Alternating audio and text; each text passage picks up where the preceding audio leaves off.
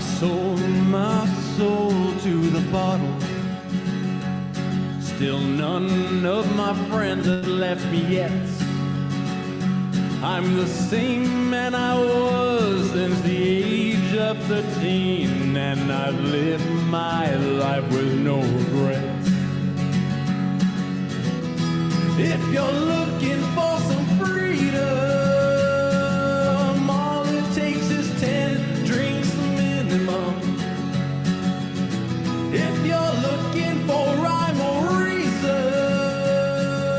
all it takes is 10 drinks minimum. Oh, man. We are live. It is 10 Drink Minimum. I'm your host, Chris Burnett.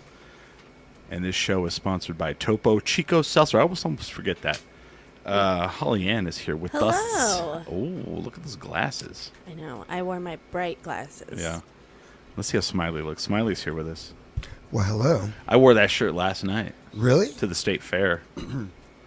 Great minds think alike. Yeah, I wish I wouldn't have went to the state fair. That's what I keep hearing. Yeah. Let me turn Smiley up a little. Today's show, we are still cruising along in the funny fiesta, and we have on comedian Hannah Howard. How are you? Hey, thanks for having me. Oh, dang, that sounds nice. Oh, thank you. You have a good voice. You have a good voice. Welcome to the show. Thank you. Thanks for having me. Absolutely. Do you watch pro wrestling at all? I'm going to be honest. I Never do seen it? not. Do not? Not interested at all. But you do your thing. Yeah, so I was a quarter owner in the local federation, the Duke City Championship Wrestling. And I was a little cryptic the last couple weeks, telling people they should go, because I stepped down from the organization, and they had my they wrote me off of the show. And it was probably one of the greatest things I've ever done in my life. I had so much fun doing it. And so I want to kind of like give everybody an idea of what happened.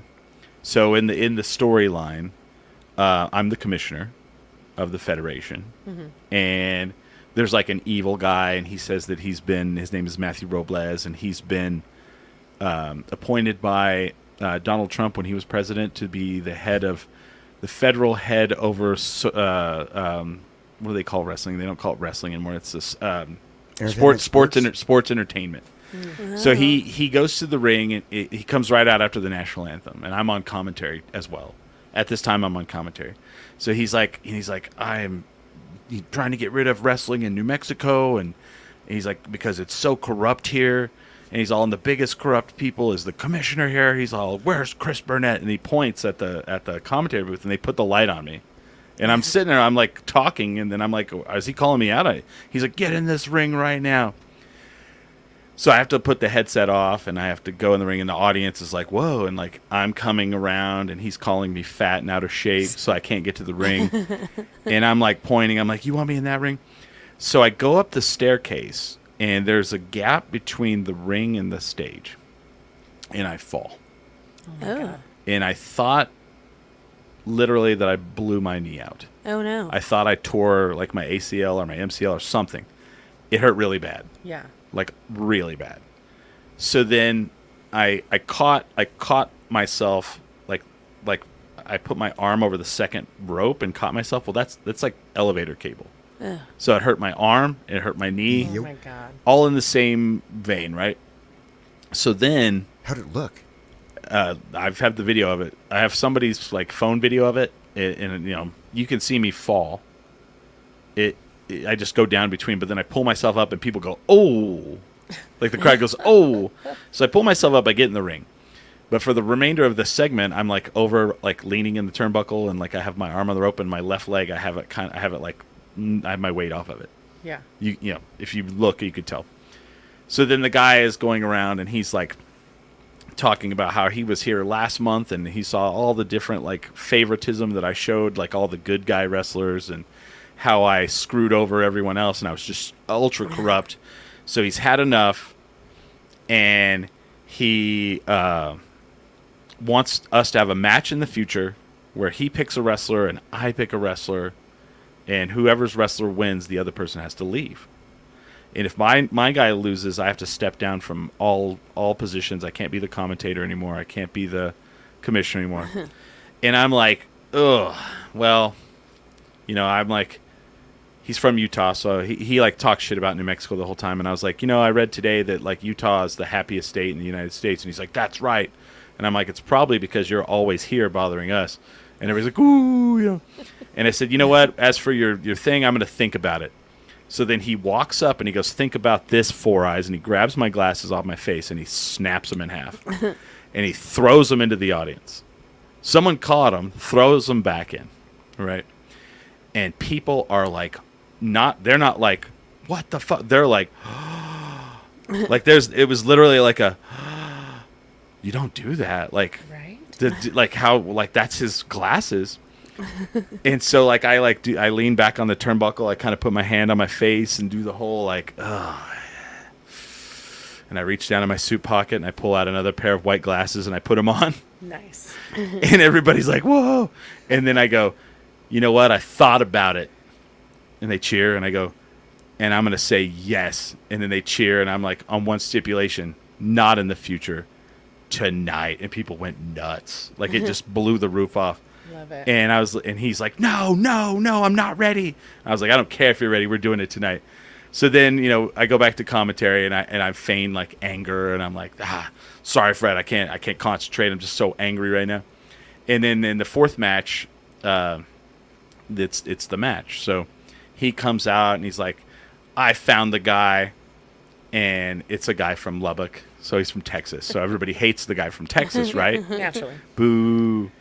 So then I come out and I'm like, well, let me tell you, I found a guy, and he's not from Utah and he's not from Texas. He's from New Mexico. And I bring out this guy, Tommy Test, who's like, when he wrestles with us, like 20 of his family members buy tickets. I love it. He was the number one merch seller last month, at our place, and people go ballistic, right? So then we're having the match, and I'm walking around the outside. They're on the other side, and it's really cool, the performance of it all. And this is the thing I wanted to talk about. So, like, you're working with these people, and the thing that is really amazing about what they're doing is it's very theater. I don't know if you've done it, you guys, with the theater. Like, at one point, he comes running over, and he's pointing at me, and he's yelling, and he grabs my shirt, and he pulls me in, and he goes, that mat over in the corner is really slick, watch out. And then he pushes me anyway. He's like, that's what I'm saying. And, like, the crowd thinks he just, like, got in my face and yelled a bunch of shit. But he's, like, telling me not to slip on the floor over there, right? And, like, when we were in the ring, he's, like, got the microphone, and he walks up to me, and he's, like, right in my face, and he's, like, grabbed the mic really hard from me. And, like, so I do, and it's, like, and everybody's, like, ah! And it was so amazing working with, like, these people that have done this for forever because they have these, like, little, like, tricks that they do. And I was like, wow.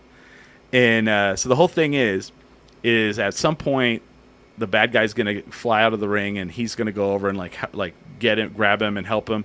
And his valet is going to help him. And I'm going to come over, and I'm going to try to get in their face. And then they're going to get in my face. And then another dude came in and hit him with the belt, hit my wrestler with the belt in the head. And the ref didn't see it. And I'm like, when am I going to know? When do I know how to do that? And he goes, oh, you'll know. We'll make it obvious. And if you don't, I'll make you. And it was obvious. So we did all that. And I'm like, he and I are like yelling at each other. The ref gets out of the ring and he gets between us because he's a pro and he knew. And then they did the belt thing and knocked the guy out. And then my wrestler lost. And I just did not expect what happened. People got upset.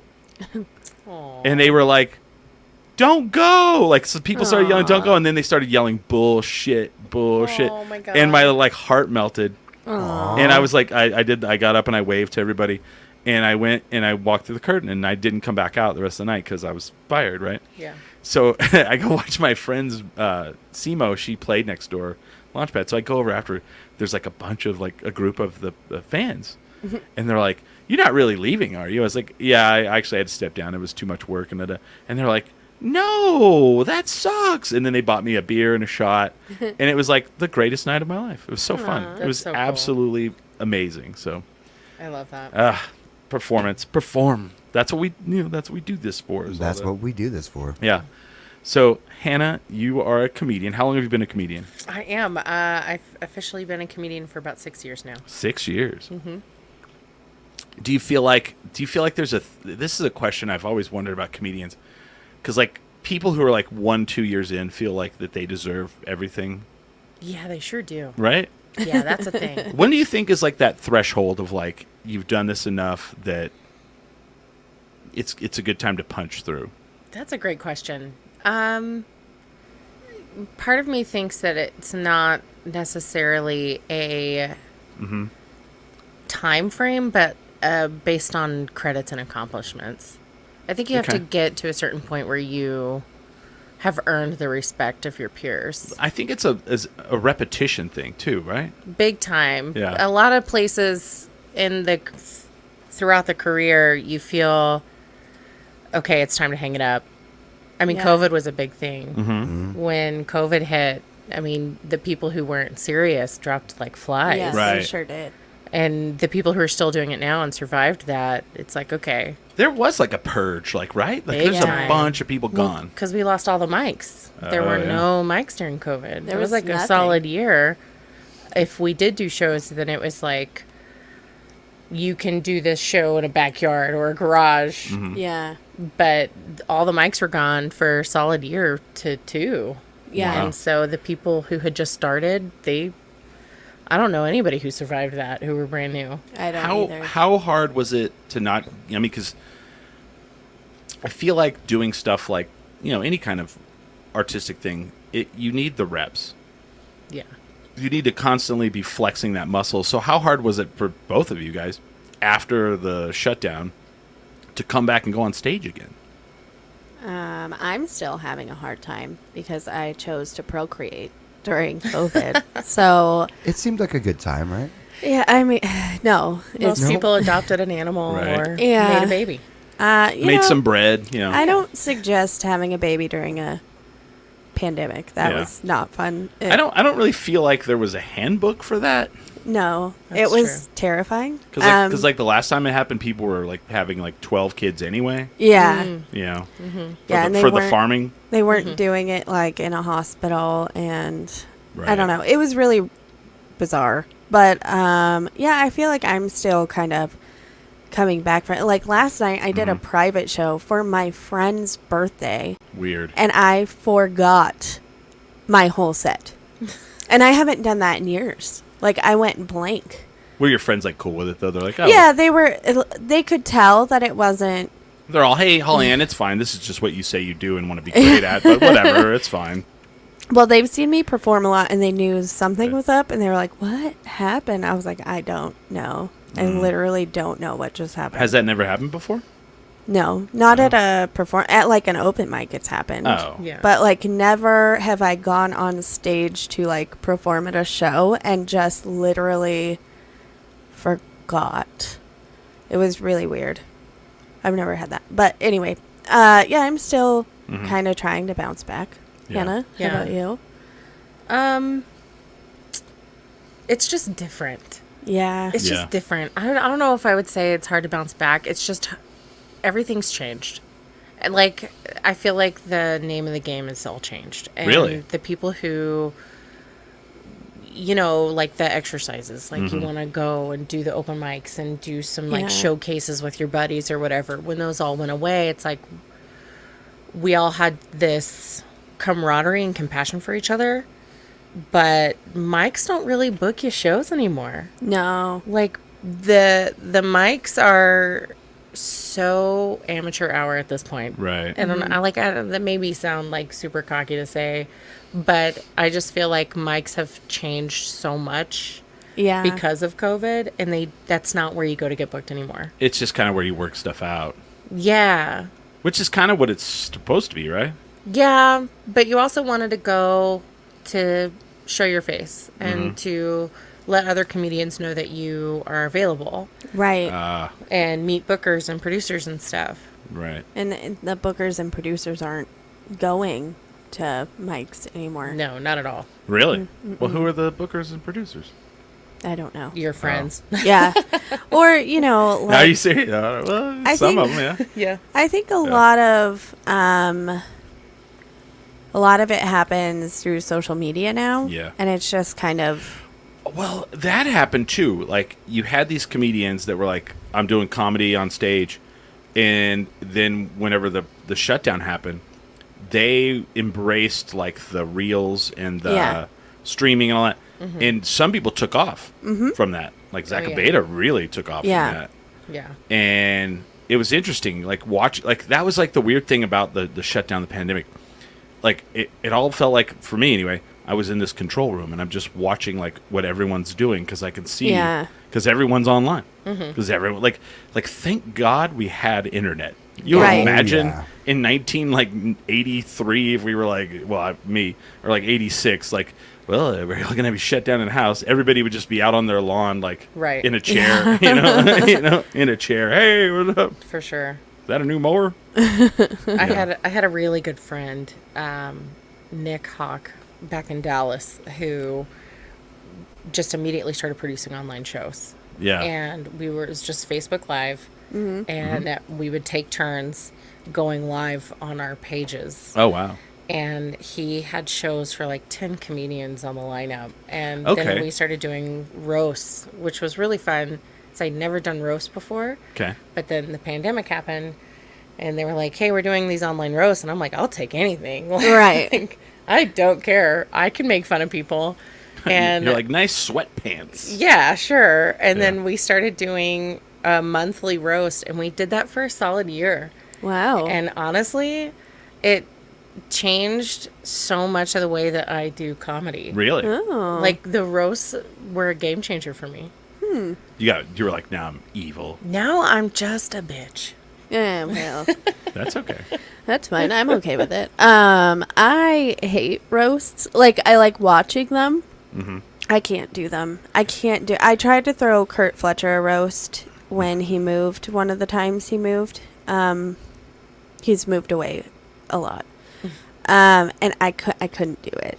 He's Weird. like my best friend, and I know all the things I could make fun of him about. Babe, And that's the best kind of roast. I Right. know. I couldn't do it. I saw his cute little face, and I just couldn't do Aw. it.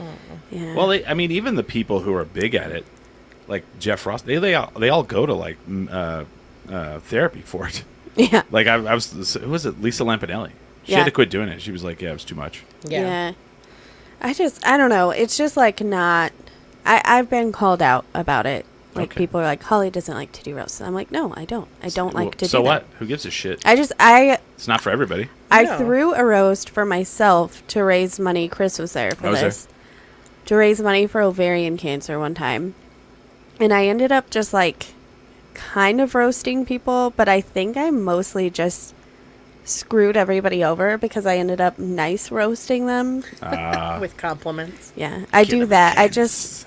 just make people uncomfortable and say really nice things. But to how them. did you feel receiving the roast? Oh, I'm fine. People can make fun of me all they want. So that's not the part that bothers No, you. not at all. I just don't It's the like being mean, yeah. Yeah, Yeah. I don't like being mean. I don't Well, know. yeah, that's the part.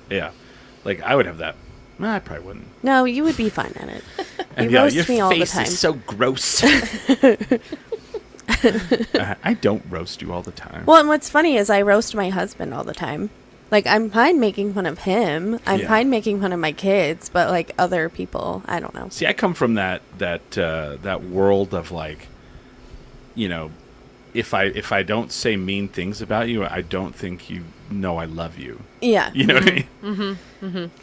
I don't know. That's regular, right? That's just like Yeah, that means I love you. Then if someone shows up and I don't like them, I'm all sup. That's it. That's done. Done. Well, like I can do it in real life, but like I think Yeah. there's something about doing it on a microphone that like I don't know, it feels it's probably cuz I was very heavily bullied as a kid. It feels bullyish, yeah. And I'm Yeah. like, I don't like it, but I Yeah. like to watch them though. I Yeah. love watching a good roast. Yo, do it. Yeah. Throat. That's pretty funny. So 6 years, like, what would you go back and tell, like, 1 year in Hannah? What would be a good piece of advice for, like, a comedian that's starting out? When I started out, I hit the ground running, which I think was to my favor. I think well, back in Dallas, there was a ton of comedy clubs and Oh, wow. a ton of opportunities, and you can get lost in there for sure. Yeah. And so hitting the mics in the beginning is crucial in Dallas because you have got to get to know the other comedians. And Networking. Yeah, big time. And one of the problems with that was the sign up for mics was super tricky, and it was really hard to get on lists. And if you didn't know anybody or you're starting out, you're going up at 2 a.m. That's right. Ooh. And so that took a lot of endurance, especially like I'm a mom. Right. I'm exhausted and I'm up until 2:00 in the morning, like 3 nights a week, just trying to get on these lists. And you know what? I'm really proud of myself for sticking to that. And That's awesome. Yeah. that's something that I was really big on. I immediately started interning at Dallas Comedy House. Okay. Oh. And 2 nights a week I was there, and I signed up to intern on mic nights Oh, that's smart. and took my break when they called my name at So- like 1 a.m. So what I'm hearing is, you were like, "This sucks. How do I make it not suck?" Yeah, And you were like, "I'm going to look for opportunity, and then I'm going to take it." for sure. That's genius. Yeah. I'm glad you said that, because there's some things that really drive me crazy about artists in general, and one of them happened the other night. So I have a lot of friends that are musicians, a lot of friends that are comedians. Yeah. And I feel like a lot of times people, like in Albuquerque, we don't have as much opportunity. But sometimes you've got to, everybody's like, well, if I go up on stage a bunch, somebody will see me. Sure. Life is about, I'm going to be real honest with people, life is about politics. And life is about networking. And I mean, you can work hard. You can work hard, and if you don't do the rest of, you need to work hard too. But if you just work hard, you got to do all of it. And it cracks me up because, so the other night, so right now at the Chemo, they're filming a thing called Bands of Enchantment. Have you guys? Yeah. Yes. Yeah. So it's like the New Mexico version of Austin City Limits. Oh, okay. They're filming it for PBS. It's going to be on PBS. It's on Amazon Prime. So I mean, Yeah. And when I say it's on PBS, it's not on PBS in New Mexico. It's on PBS nationwide. That's awesome. And so they always do like 2 nights of this is like the 3rd season, 2 nights of like local. And then the rest are all people they bring in from all over the United States. Okay. Musician friends. I have 4 tickets to each night to give Yeah, away. we're giving them To away. just give them away. And people I'm just like and share, nothing. Then I will reach out to my friends who are musicians. I got 4 tickets to there's they started Friday, they're doing every night until next Friday. I'm like, hey, you want 4 tickets? I don't know who these bands are. And so I finally told one of them, I said, here's an idea. You take the tickets, you go, you introduce yourself to the people who run it, and you get on their radar. Yep. Right. It And costs you nothing. Costs you Right. none money. I'm handing it to you. It costs you an evening of your night to go stand in front of these people that they're all around. Like, they're out. It's a production. Like, they're filming it. And, you can walk up and talk to them. Like, I walked in, and the guy who runs it walks right over and starts talking to me. I introduce him to all my friends. That's opportunity. Yeah, for sure. That is an absolute opportunity to get on someone's radar and say, hey, I'm a musician in this town, and when you do season 4, maybe look at me. And people they don't think like that. Right. And it's weird. Well, I I don't think know. also right now we have something going on where Yeah. people are getting noticed off of TikTok, especially comedians and stuff are getting noticed from how many followers they have in TikTok. And Yeah. so now people think that's the only way. Yeah. And it's not the only way. No. I think. Well, don't know. I mean, now that's so saturated. Millions and millions. And I mean, you have to start small again. We're back to the regional thing. You've got to start small again. But man, if you get on that Bands of Enchantment, so Prism Bitch did Friday night. They Nice, filmed nice. their episode. The production looks amazing. And no matter what happens, who cares if you get recognized from it? From this point on, when they send out a thing to bookers, they can be like, yeah, I was on this show. Look at it. Here's the clip from Yeah. it. Look how amazing that looks. Look how big the audience was. This is how much more money we want now when we play there. Right. And I mean, it's all it's the game. They always say the game. You got to play the game. Well, the game is you got to get out and you got to talk to people. Sometimes you got to hound them a little bit, not too crazy. Or intern at a comedy club. Or intern at a comedy club. Right. And take your break when it's your turn to go on, which was probably much earlier than 2 a.m. It started to get that way. Yeah, that's right. Over time, I Isn't was that going weird? earlier and earlier. Yeah. And Yeah. eventually, I was the one checking IDs at the door. Yeah. So I was meeting Yep. every Everybody. comedian Everybody. who went in there. And I met a ton of people and then became friends with a ton of people and started Oh, yeah. hanging out all the time. I was the ID check girl. Right. And I was just there. And I made a ton of connections, got booked on shows, Awesome. and it worked for me. And it works. Yeah. You know? That's genius. And I mean, like, say, like, and I don't know if this happened to you, but you met people and they became friendlier with you. They were no longer, because, like, comedy, like, everybody's like, oh, competing against each other, and, Yeah, there is somebody, that, too. somebody got something and you're like, I should have got that kind of shit. Yeah. But when you become friends with people, they also might help you, like that one joke you do, if you twisted it a little bit this way, it might have a better punch to it. Yeah. But they wouldn't do that if they don't know you. They don't give a shit. I had a friend at the Dallas Comedy House at a mic night that I was working. He had heard my set so many times, and at this point, we all have each other's sets memorized. Let's Right. be honest. Yeah. And he knew there was this one part where I make a joke and it didn't land. Nobody laughed, and so my friend in the very back, like, overly laughed. And it was obnoxious. And I said, "Thanks, Dad." Oh, wow. perfect. And that got a massive laugh. That's great. And I was like, "Thank you so much, dude. You saved it." Oh, wow. See, that's the kind of shit. It's amazing. It's Yeah. like, it's so weird, like, how, but I didn't look at things like that, I guess, when I was young. But that's how I look at things now. Because, like, people go, how did you get, like, there was a guy who came up to me we would do, like, a intermission at the wrestling. And I would have to get a beer. And this guy came up to me, and this has stuck with me, and I've kind of, like, been obsessing about this. He comes up to me and he goes, "Hey, man, I love this. How did you get here?" And I was like, "How did I get here?" And like I had, like, a couple seconds to answer him. I was like, "Hard work and networking." That's what I said to him. And in my mind, I'm like, so I'm all about the process. Yeah. The product is the product. Yeah. And, like, people don't fathom, like, what you see on TV, what you see on stage. There was a lot of work to get there and For a lot sure. of process. And so I'm very, like, obsessed about that now because it's hard work. Yeah. Yeah. You guys have done thousands of hours on stage Oof. Yeah. Yeah. just to be in Albuquerque to do it. Yeah. Yeah. That's not even like, you're not like on Comic View. The thing that blew my mind is the other day, you guys know who Byron Allen is? Yeah. Yeah. I remember Byron Allen from the 80s. He was, like, on late at night, and he was awful. He was a comedian. He put in a bid to buy CBS for $10 billion the other day. Oh my God. And I'm like, Byron Allen, the guy from the 80s that was awful on stage.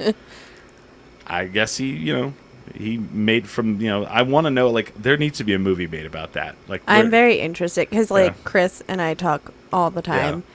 And he, like, sent me a message about it. And I was like, I'm clearly doing something wrong. I need to read his memoirs because Right. I'm making, like, tens of dollars. Yeah. I can make, like, a $5 bid Yeah. for CBS right now. Which I don't know if you understand what CBS is. It's like CBS, ESPN. Yeah, Right. Next Star, all the Yeah. things.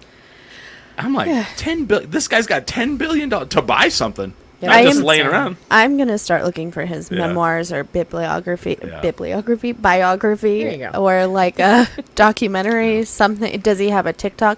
Speaking of TikTok, I started doing the history of comedy on my TikTok, Yeah. and I got reported. And I just now got out of TikTok jail, and I would like to share why. I love that there's a TikTok Yeah. jail. Yeah. Of course. Like, you have to really be bad. No, it wasn't. Okay. The Chinese are like, How did this happen? cut this off, cut this off. I ended up on the wrong side of TikTok, I guess. Like the wrong people saw one of my stories, which is totally true. I like really, really, really research because I'm going through like an existential crisis, and I decided to look into like the history of comedy. The guy who was credited with being the very first stand-up comedian. His name is Frank Fay, but he was a neo-Nazi activist. Oh, fancy. Which, like, I don't know how a neo-Nazi would be doing activism, but, like, that's a whole other subject for a whole what about the other ones day. that are like, I'm neo-Nazi, but I really don't get out there. You know, I just chill. You just Yeah. wait. I'm just chilling. He was apparently, like, a horrible person. Like, everybody hated him. But he invented the roles of, like, host and master of ceremonies, just because I guess he would take control over things. Well, I mean, you know. That's cool and everything. But he kind of was like having audiences at other meetings. Yeah, right. That he had experience, I guess. Yeah. But at the height of his career, back in the 40s, he was making $18,000 like a week or something. A week? A week. Which was a shit ton of money. No, that's Right. like Pablo Escobar money. Yeah. And he also married Barbara Stanwyck. The movie, I Dream of Jeannie? No. that That was Barbara Eden. was Barbara Eden. I'm But, very old. yeah. But the movie A Star Is Born, the original one, is based on him and Barbara Stanwyck. Al Jolson? Yes. Yeah. But so, like, if you've ever seen A Star Is Born, any version of that, the husband is not, like, a great person. Nah. Good Well, guy. yeah. So, like, then... I like Bradley Cooper. Yeah, So to say, he sure. peed himself on stage, guys. Yeah, oh, That yeah, was yeah. embarrassing. Well, and so he was a huge alcoholic and all this stuff, but it gets worse. 2 weeks after... Hold on. Neo-Nazi, prejudice activist, Yeah. alcoholic, and it gets worse. It gets so much worse. All right, So- hold on. Just paint the picture. He fell into obscurity because he... 2 weeks after we won World War II... Okay. I mean, he was upset. Well, yeah. There was a huge gathering He of... didn't. He didn't see it going that way. No. There was a huge gathering. 10,000 people gathered in Madison Square Garden. It was, like, produced by the KKK. Wow. And, like, the Nazis of America Foundation, which did not know that was a thing. Uh-huh. I'm not surprised. Right. Sure. I shouldn't have been surprised. Well, anyway, they called this whole event the Friends of Frank Fay. Oh, wow. So then he just, like, disappeared because nobody would go anywhere near him, right? No, yeah, like blacklisted, I'm sure. So I posted that one, and it was fine until I did get a few messages that were like, "How dare you tarnish the name of Frank Fay?" And I You're was just like, telling "What?" a story, though. Yeah. I'm like, "You can Also- find this anywhere." Also, who's out there like Frank Fay?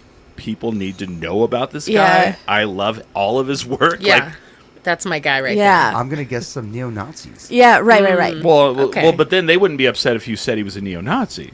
Well, but I did call him a terrible person. So anyway, gotcha. where it went awry is I found the actual first stand-up comedian who was actually like he was mixed race, but he would do blackface performances because it was the only way they could like make money. The minstrel shows. Yeah. And he was noted as being the very first like blackface person to like take off the makeup, get rid of the props, and talk to the audience. So I think that's pretty good evidence that he was the first stand-up comedian. Yeah. Well, anyway, he ended up killing himself because being a mixed race person in America at the time really, really fucking sucked. Okay. Still not great nowadays. Still Yeah. rough. That's when all the neo-Nazi people freaked out because I said that this was the first comedian, and I got reported so many times that TikTok had to review it. And guess what? My videos are still there. So they realized that, like, They're not, yeah. these were a bunch of neo-Nazis that were just really Wow. upset. 4chan is just going to have your house swatted. It's fine. Yeah. Right. No Well, big deal. they're going to be really upset tomorrow when I post my next video about all the black comedians that came out of the Chitlin circuit. Oh, which yeah. Also, like Aretha Franklin, James Brown. Richard Pryor, like all these Robert amazing. Johnson. Yeah, Sam Cooke. Yep. All of them came from there, but they're going to hate that. Weird. That's crazy. So, you came from Dallas, is that right? yes. Gross. I know. No, I'm just kidding. No, that's a fair judgment. She It's does have okay. a Zia on her car, though. I you did. I From, put a Z Are on you my car. from Texas? I am born and raised Dallas, Gross. Texas. I know. Okay.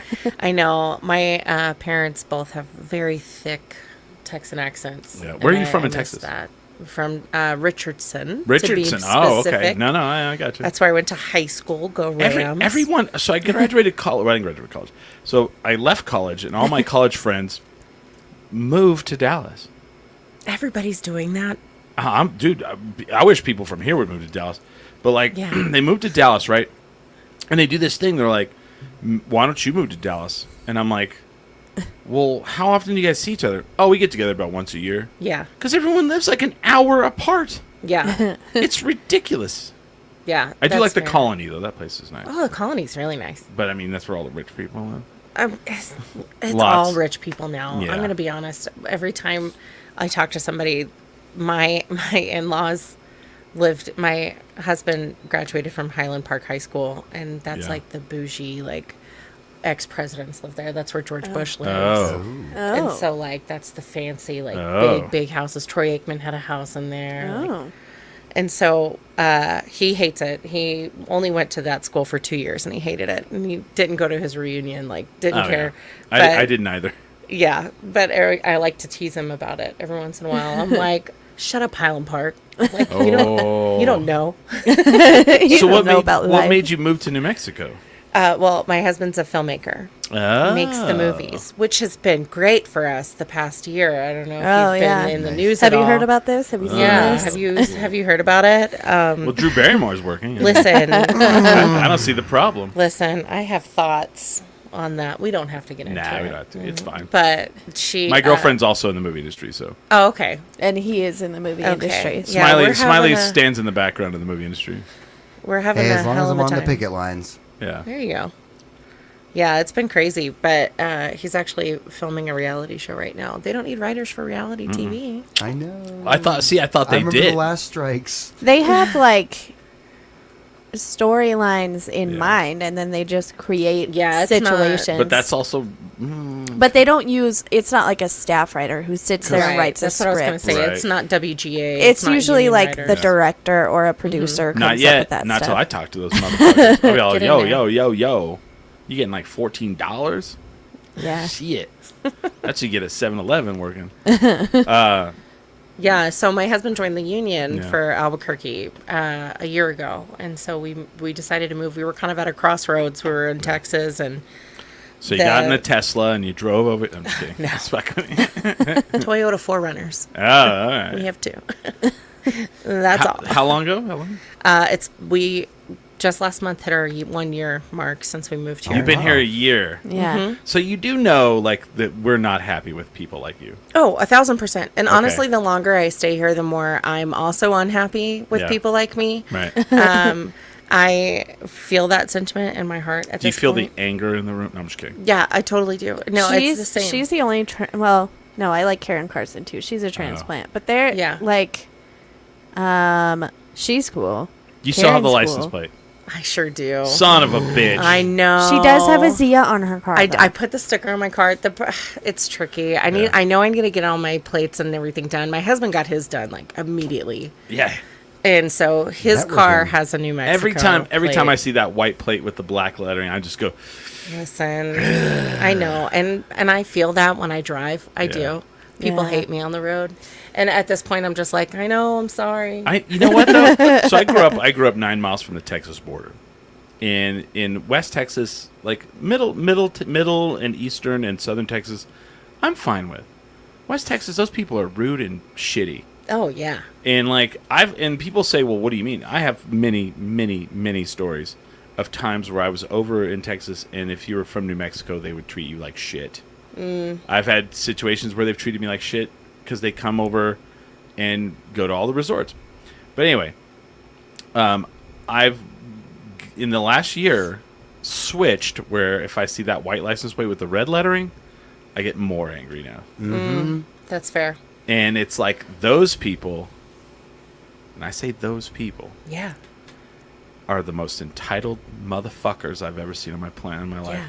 yeah. Texas has. In the Albuquerque Reddit, they can just all fuck right off, and I'm about to just start flaming everybody in that. That's fair. Yeah. I was even talking to my husband about this not too long ago. We were talking about how Texas is like the friendly state. And I'm like, It's It's not. not. It's just not that anymore. I don't know. Have you ever been to the Midwest? Yeah, everybody's so like, hey, You can how literally you you could light their car on fire, and they're like, "Oh man, I'm so sorry." It is cold out Yeah, here." You must be freezing. it's I- true. like, Let what- me bring you a hot dish. Yeah, let me bring you a hot dish. Yeah, like you go to Chicago. Chicago's like the third largest city. You go there, and you're like, "Hey, can you tell me where this is?" And they'll like fucking draw you a map, and then, "Oh, you know what? I'll just walk you." Oh my You're like, gosh. or whatever, like, and you're like, "What the fuck is going Yeah. on here?" And people go, "Well, Albuquerque people are not." We are not. We are not nice people. Are we nice people, dude? I think you're nicer than Texans. Okay. I do, except for when I'm driving with my Texas plates. Other than that, Do people flat out just flip you off? big time. I had one the other night. This is a perfect example. I'm at a red light, and we've got it. We're waiting for an arrow, and it's a really small intersection. So if you miss that arrow, like you're fucked for an hour. Yeah. Yeah. Like you're not moving. And the guy in front of me wasn't paying attention, and I know that we've got like 2 seconds left of this arrow. Yeah. So I did my cute little Did you beep beep? beep beep.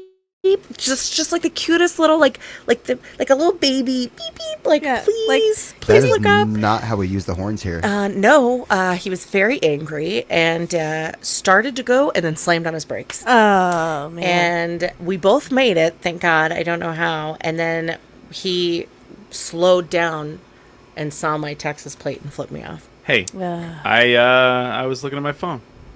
I mean, No, I'm just kidding. listen, that's Come on, fine. I Chris. do the same, but can I give you a little beep beep? So the other day, Not so, here in New Mexico. there's- That's so- how you get Yeah, shot that's here. literally Yeah. how you get shot. Oh, I'm gonna tell you something that Great. happened last night that person should have got shot. Oh, So, but then I'll go jeez Louise. after this. Oh, I'm about to tell you. Oof. So, the other day, there's like this big farmers market over here. It's growers market. Yeah. Growers market in quotes because there's not growing. It's a flea market now. Because like 4,000 people show up on Saturday mornings there now. Yeah. The parking is atrocious. Yeah. Well, there's a coffee shop I love that's right there. And so I'm driving back from it. This guy cuts through a stop sign. I have the throughway. He cuts through this, just cuts in front of me, and then illegally parks in a yellow zone. So I roll down the window, and I go back to Texas, and he flips me off out the window. Okay, so last night, we go to the state fair. God bless. My friends picked me up at 4. We parked, got out of the car, and got to the gate at 6. Jesus Christ. 6. That's why I Yeah. don't go to the damn fair. So we go like Chris, you know you only go there if you're getting hired. there's right. I only So- go to the fair once a year when they hire me for something. Okay, so we had a person in the car who's a transplant, and they didn't realize they needed to poop before they left the house. So we had to go find a place to poop mid being in line. So anyway, finally we're on Louisiana. We're in the far right lane, Yeah. miles away from Right. the fairgrounds.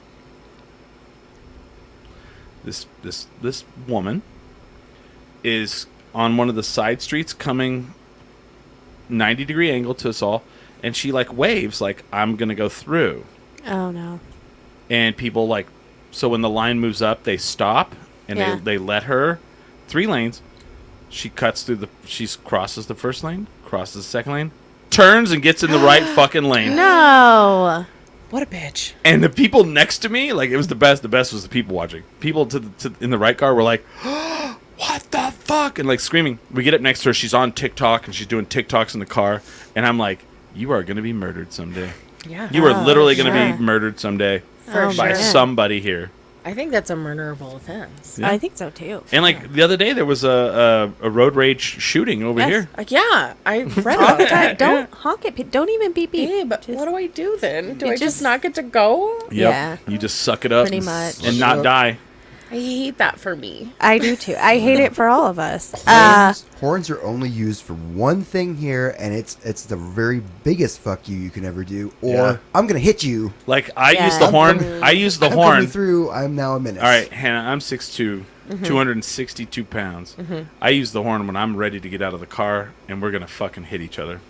Yeah. Okay. It's noted. very I'm not like kidding. here in New Mexico. It's Noted. very aggressive, and it's like one of the only times my New Mexico comes out Yeah. is if somebody honks at me, even if I'm in the wrong. Yeah. I'll be like, "What the fuck are you?" Anyway, You honk at me, Yeah. that's a bad idea. God, in Texas, all we do is honk at each other, you guys. I Yeah. got bad news. Yeah, This is a habit I'm going to have to break. Well, you yeah, got to. 'cause I that's how worry you for your start fights safety. here. Yeah. Right. That is how you start fights here.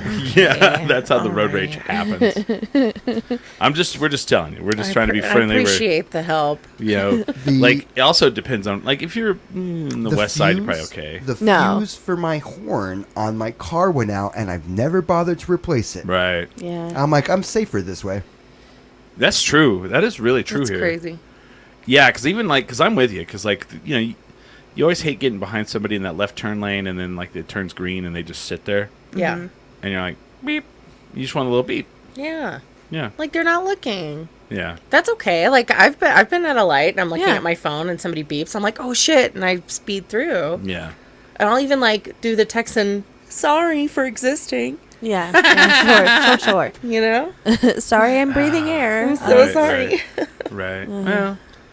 Yeah. No, that is. Yeah. I mean, it also depends on what they're driving. If they're driving Yeah. the coexist stickers on the back, you're probably okay. You're probably okay. Okay. Yeah. Yeah. All right. But if it's like, It's like a 1967 Cutlass. See, yeah, this was not the car to honk at. No. Now that I think about it. yeah, you got to be choosy. Okay. Like if you see me at like a, in my little, in your mom car, in my little mom car. little SUV. Yeah, with like the crumbs everywhere.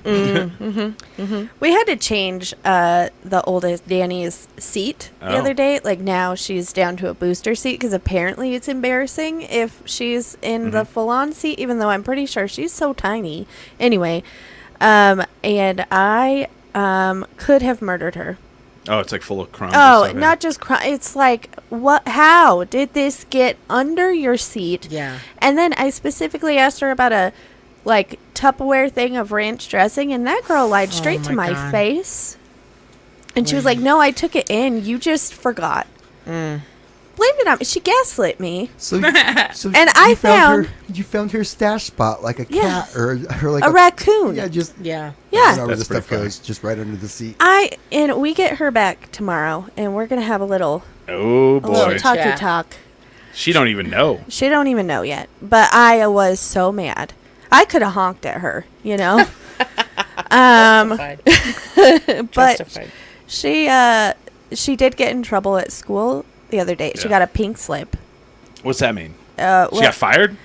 almost. Right? Pink slip is basically one step before suspension, Oh, and she gets them often, yeah. kind of. Like That's a weird thing to give a kid a pink slip. I guess you're getting them Yeah. ready, right? yeah. Right. Well, so your story about the state fair reminded me. That's Yeah. why I'm bringing it up. But somebody cut in line at lunch, and she just screamed at them like a banshee. No words, just a straight up blood curdling scream. Okay. Someone cut. Wait. Someone cut in front of her. Yeah. Yep. I'm with her on this one. When she told me, I was like, that seems a bit extreme. No, but then come no, to find no, out, she no. liked screaming so much that she also did it in art class and another class. Somebody cut in front of her. No, Oh. she just screamed. found out that she really liked screaming. That's awesome. She got somebody cut in front of her in a God Bless Texas T-shirt. Yeah. That makes sense. That makes sense. Maybe I should get her a little horn that she can beep. Yeah. Just, There you go. Just a little beep beep. That's funny. But yeah, so I had to be the one to pick her up after she got the pink slip because we were taking her to the book fair that night. Also, the book fair, they have so much crap. It was always crap, but it was always crap was- you wanted as a kid. Oh, Yeah. you gotta have The it. posters. That's the- where I Yeah. learned how to shop really Oh, yeah. irresponsibly. Oh yeah. But she wanted the dumbest shit.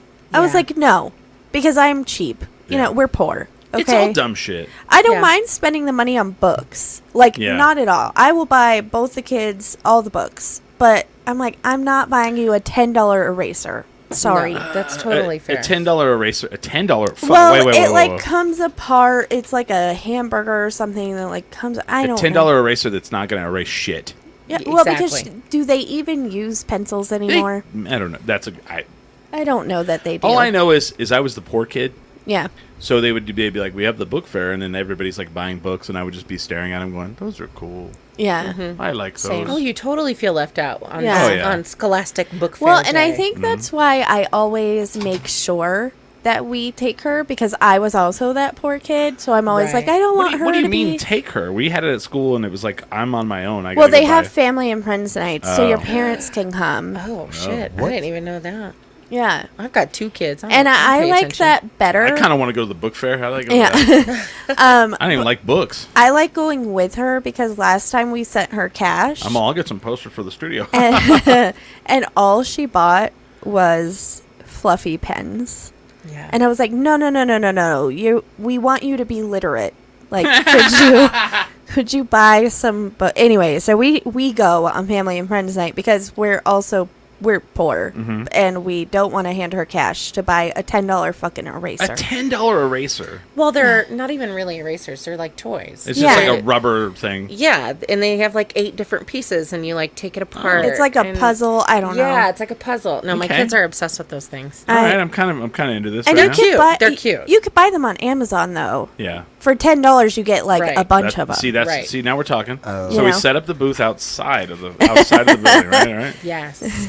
We Yeah, sell those some erasers. erasers and like a horn. I don't tell you know. this though, I go to buy that eraser, some little motherfucker cuts in front of me. I'm screaming at You're his gonna ass. scream. Just yell. I would have told the principal that too. I said, "Wait a minute, someone cut in front of him? You didn't say that part of it. That's some bullshit." That's Yeah. some bullshit. I feel like she was in the right. I mean, Yeah. I don't know. I feel like there's more to the story, but she's also 7. Yeah. There's that. That's You know true. what I mean? Like, I ask her what she does all day, and she's like, we meditated like llamas. That's it.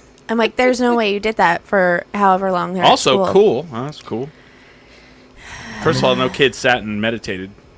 Right? I think 7's when I learned to lie to my mother. Oh. Yeah, no, Danny's been lying since she was 3. You know quick what? learner. You know what? Yeah, like, she's really good at it.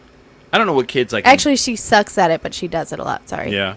What I was Practice sit- makes perfect. I was sitting there thinking, someone posted this today, and like, I don't know what kids love today in school. Me, it was like when they brought the TV in. Yeah. When you did Heads Up, 7 Up. Love that. Yeah. Spelling bee too. I was, I and, love and, the and someone was spelling like, they need Nerd. to do an adult spelling bee, and I was like, dude, they do that game show. I'm watching that. I shit. would win that. I'm Fuck yeah. such a good They speller. do the adult spelling bee, national television, every week till they have a champion, and you're like, We I'm can gonna make watch a this. drinking game out of it. It'd fuck be yeah, fun. you could. Okay, that sounds fun. You know what I mean? All of it's That'd be fun. Listen, watching people stumble through some shit, you're like, or you're like, man, this guy's a nerd. But Yeah. damn, he knows his shit. Yeah. You know? I think what they like now, I don't know about your kids, but at Danny's school, they do brain breaks. Yeah. What? And it's just YouTube videos that are like shake your sillies out kind of thing. Oh. And her teacher this year. Is your brain I getting thought in it the was like way? snack time. Yeah. A little brain Is your break. brain getting in the way of life? Let's shake it out. Fuck it. I feel like all day today was a brain break for Yeah. me, honestly. Like, I was texting Hannah, and I'm like, I'm so sorry I didn't reply to that right away. I accidentally fell asleep while pretending to sleep. I had a brain break. I took a really big brain break by Thinking accident. hurts. I'm honestly, I text her back. I was like, dude, I'm jealous. I could Yeah. totally. Well, use I a did nap. that thing where I was pretending to sleep so Ian would take a nap. And then I fell asleep for like 2 hours. And I woke up and thought it was tomorrow. I was like, I missed the podcast. I did that. I did it today. I was like, I got home from work and I was like, I'm gonna sleep for an hour. I wake up. It's 5:30, and I'm like, fuck, am I late for work?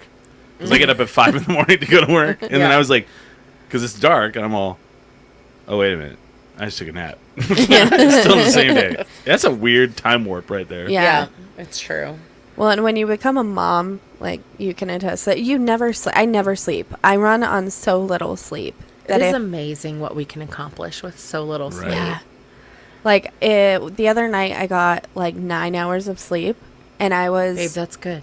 it was... You're like, wow, I don't remember the last So- time I had 9 hours of sleep in my life. like, the thing is, I woke up and I was like, I felt groggy and Yeah. sluggish because since Ian was born, I don't think I've slept more than 3 hours at a time. Yeah, Oh wow. Like that it's happens. nuts. Like I you- will like you- tell you. Yeah. Like that was such a big deal when I was a new mom Mm-hmm. or pregnant. People would always tell me like, "Oh, you're never gonna sleep again." That Yeah. drove me crazy.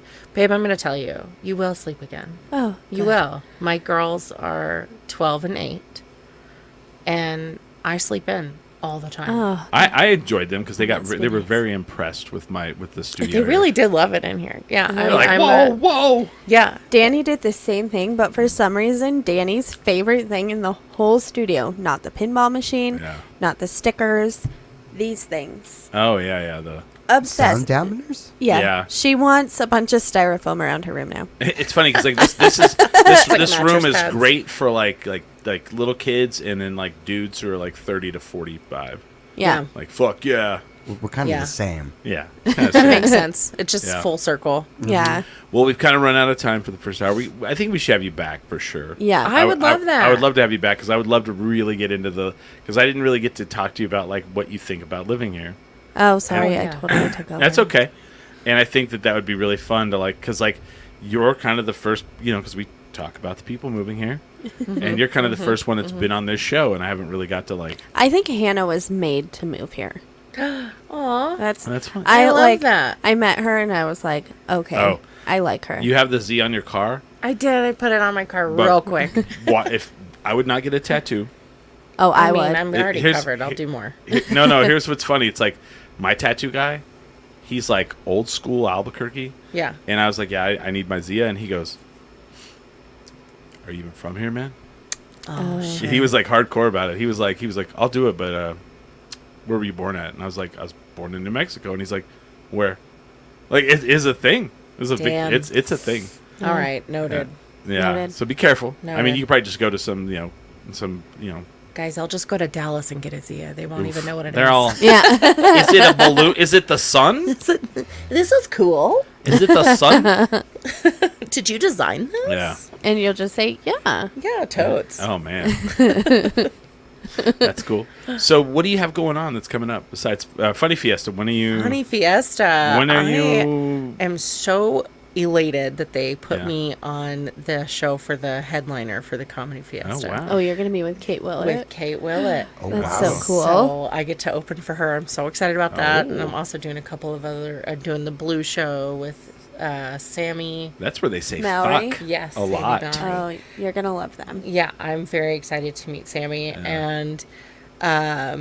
And then I'm on a couple of the Super Stacked show. Which Super Sex show are you I'm on? gonna be honest, I don't remember. I'm gonna have to look that up. But follow me on Instagram. It's so stacked. Stacked. I hope you're on Super Saturday. Stacked. I think it is Saturday. It's the one. That's the one I can't go to. It's I'm on the one with Kate, and then the Super Stacked after that. Oh. Oh, I bet it is. So it's I'm like on a that thing. one. And Funny Fiesta is the 21st through the 24th. Yeah, Yes. that's Yep. it. That's it. Yeah, and we're doing a couple of other things.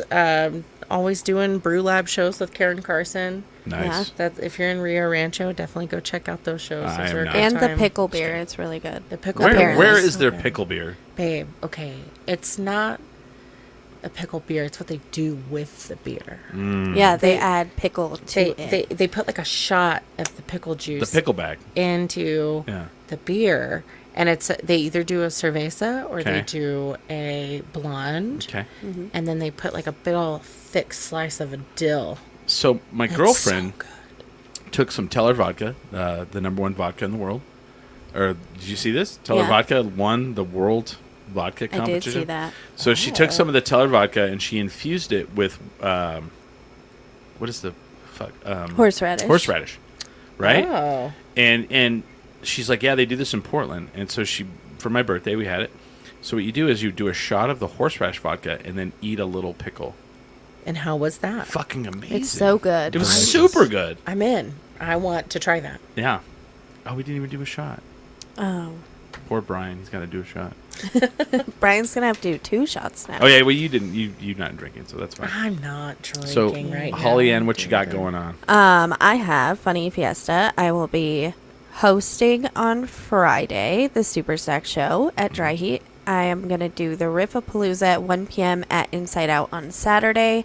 And I'm on the Super Stack show that night as well at 6:30. But guess what? Guess who else is on that show? I'm pretty sure Greg James, formerly known as Greg Ziomek. Is he not Greg Ziomek anymore? I think he goes by Greg James because he's like a doctor now. It's funny because like he goes, I'll be in town, but for all the hangs, and I just went, okay. Yeah. I love to do that to people. Just like, okay. But he used to run Comedy Basement. I'm Yeah. super excited to see him. Yeah. And then October 27th is 9/11 Cover Comics at Dry Heat Comedy, and all proceeds go to suicide prevention and suicide awareness. And our lineup is ridiculous this year. Like, the things people came up with this year, I'm so excited. And our next guest, I believe, is on that one. Nice. And I'm sure he'll talk about it. Yeah. Smiley's still on strike, right? Yeah, that is correct. Okay. You can see me, I don't know where, on some streaming stuff if you want to really go back and some backlog stuff. Yeah. October 14th, you guys can come out live to the Villa Hispana. Is that what I say? Yeah. Yeah. At the State Fair. You can go. It's New Mexico Brew Fest. We're still giving away tickets. We will be giving away 2 tickets tonight. And it looks like we have a contender. We have a contender already. for sure. We still have 1 more hour. We're going to give away 2 of these tickets to the New Mexico Brew Fest. These are, awesome. I mean, I would have loved to win tickets to this. This is my favorite brew fest. Yeah. We're going to be live from there. It's going to be great. Hamster is going to be with us Yeah. also. We're going to have him. We're going to have maybe someone else. I'm trying to think Whoa. who I talked to. But anyway, yeah. Whoops. They'll hit me up. It works out. And then September 30th, I am hosting October Fiesta, which is funny, at Santa Fe Brewing in Santa Fe at the Main. So come out, hang out with me. I'm just going to drink all day. I'm not going to lie to everybody. I think I got to book a room because... Yeah, last year when I covered for you, I got so drunk. Wasted. I was so happy I had a driver. They give you a mug of beer that holds 4 12-ounce beers. And then they just fill it up all day. All day. Oh, my God. Did they feed you? They fed me. Oh, my God. They had like charcuterie boards in the back. But I basically filled up on beer. And I was so glad that I had a friend with me and she stopped drinking because they also gave her free beer. I was like, no, that's my driver. Yeah, Don't do yeah. that. Drive. and like, there's always that moment where they're like, you're like, yeah, I'll have a beer. And they're like, what about you? And they're like, yeah. And you're like, Yeah. what? How are we going to get the fuck home? You I were the fuck home ride, you know? I almost brought a puppy home because I What? was so drunk and they had puppy adoptions there. Son of What? a bitch. That can't be good. And That's not fair. I do had you, to- they get do you, you? hey, why don't you take that off and go with me? Take what off? The fucking September 30th. I think I'm supposed to be at a wedding. It's a Saturday. Oh, all right. Well, then whatever. I think they would enjoy you. they- Anyway, I want to thank Hannah for being on the show. Yeah, thanks so much for having me. Yeah, and we'll bring you back. This was not enough. Please, Yeah, no, I am Hannah's totally the down. best. And I'm the best. Yeah, I just said she's the best. She just She did. She's like, Approve. you're gonna like Hannah. She's really great. She's also like my mom friend. oh, You know, like those are hard to find. they're real hard to find. Well, because parenting styles sometimes don't Clash. match up, They clash a lot. and we're pretty much the same. You're the. Yeah. Let's give him whiskey. Yeah, sure. just kidding. Oh, Let's yeah. see what happens. See what happens. Yeah. And then we have our wine and go to sleep. The only thing that's different is, and I have to say this like publicly, kidding, and then by I the way. will let you go. Your children are so good, Thank you. and my children are nuts. We did. We go through phases. I'm gonna. Your be kid was honest. great We when go she through was over phases. here. On the She show. no, she's great. I give her a lot of shit. She's just very high energy. Oh, okay. Yeah. Well, apparently She's getting better, She though. like hangs out and like meditates with llamas, right? Yeah, right. So she's pretty good. Yeah, no, she's great. It's my 2-year-old. See, That's if I was a parent and they were like, "Yeah, we gave your kid a pink slip," immediately, I would be like my mom and dad. I would be immediately on my side, yeah. and I'd be like, well, they'd be like, "Oh," my mom would be like, "Okay, what happened?" And they'd be like, "Well, a kid cut in front of her and she screamed at him." My mom like, "What's happened to the kid that cut in line?" Okay. What's that kid's problem? Here's the thing. Yeah. With my child, I love her dearly. So much. Oh, Love yeah. her. I Think know. she's great. But she's one of those kids, that sweet, sweet little being. You give her an inch and she takes 10 miles. So Okay. then she would be like, oh, I could get away with anything. So Yeah. we're a little stricter than we would like to be. But That's fair. It works for I us. like that. We don't want to be like this. no, I really don't. But with her, I also don't want the house on fire. Yeah, That's fair. yeah. I also want her to like not be labeled the problem child. kid. You know? Well, you don't want the problem kid. You don't want the stinky kid. No, But you also don't want the pompous, no, the one that cut in the line. You don't want the Exactly. cutter You in the don't, line. you don't want the cutter either. Yeah. no. So there's that. I'll tell a cut in line story Okay, next hour. I'll tease that. perfect. Love it. Thanks, Hannah, for being on the show. Yeah. Go out to Albuquerque, the Funny Fiesta. Please do. You can go to abqfunnyfiesta.com and you can find all the tickets. Hells yes, you can. Oh, also use Performer23 to get $5 off. Oh, Yeah, I was dang. gonna say we got a promo code to drop. Mo money. Yeah. Yeah, so we're going to take a break. With that, we are are 10 drink drink minimum. minimum.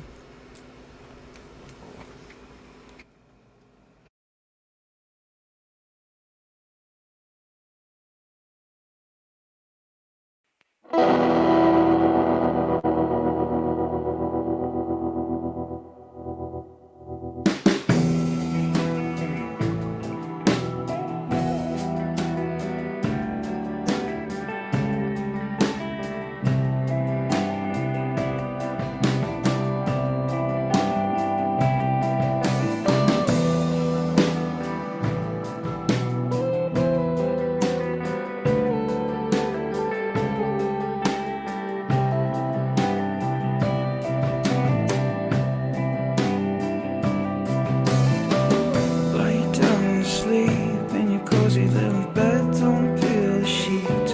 It's muddy cold. Don't be afraid.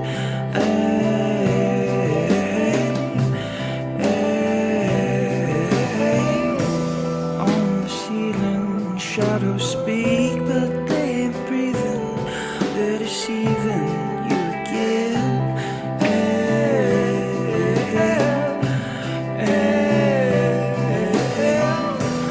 And I know the floor creaks even when there's no one around. Oh,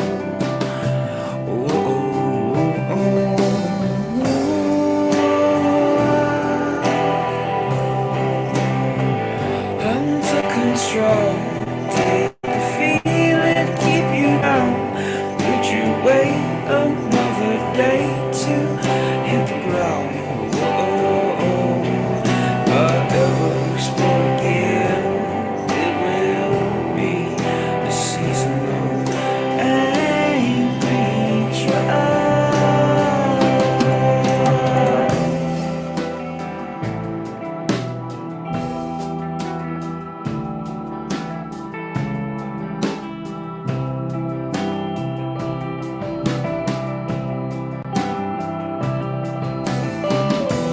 Pull the curtain, shine a spotlight on the forehead.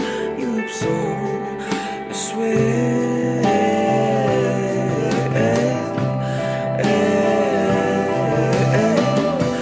Tired the voices to the stigma you created, unabated in your head.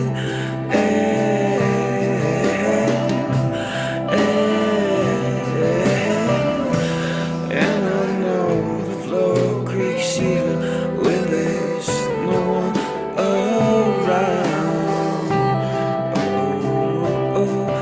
Oh, and I know the floor creaks even when there's no one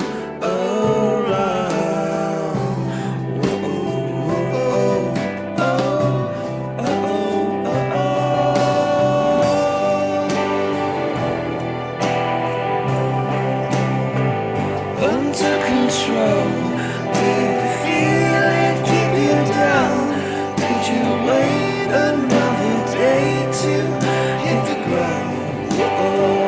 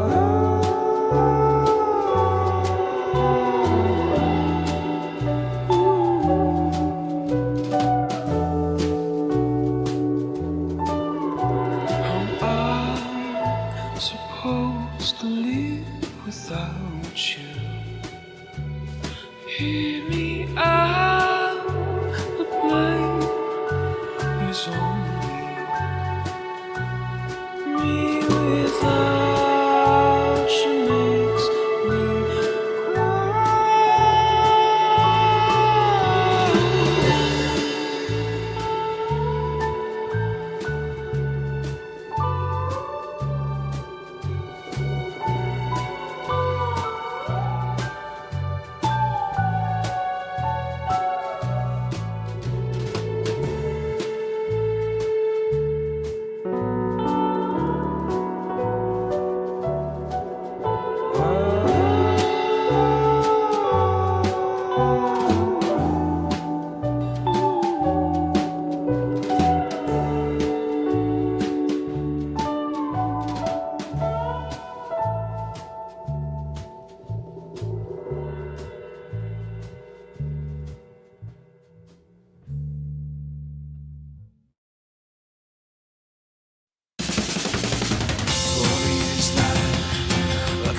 strong. There's no use volunteered or stand.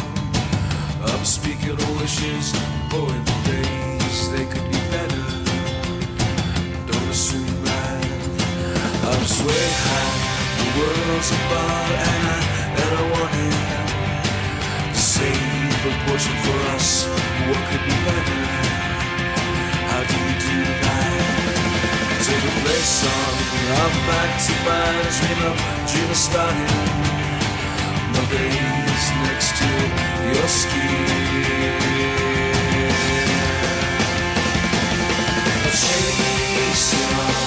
Chase it on. Was it you? Your face is red eyes, your lips. I've got time to park and walk with you to the corner of Richmond. Your apartment's mine, so then what we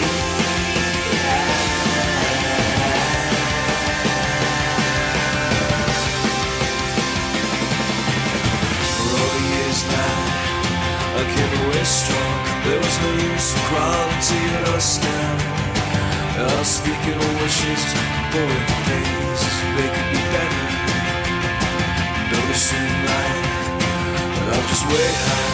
The world's a bar and I wanted to save a portion for us. What could be better? How do you do that? Take a place song. I'm back to my dream of starting my days next to your skin.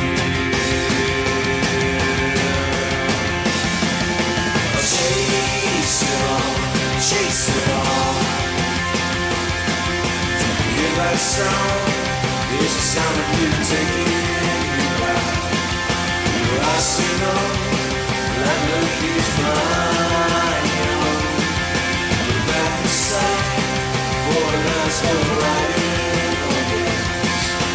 Come on, just a slice of what we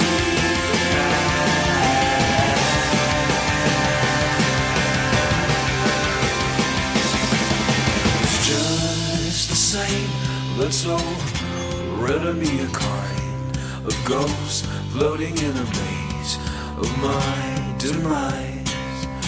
We're back set for a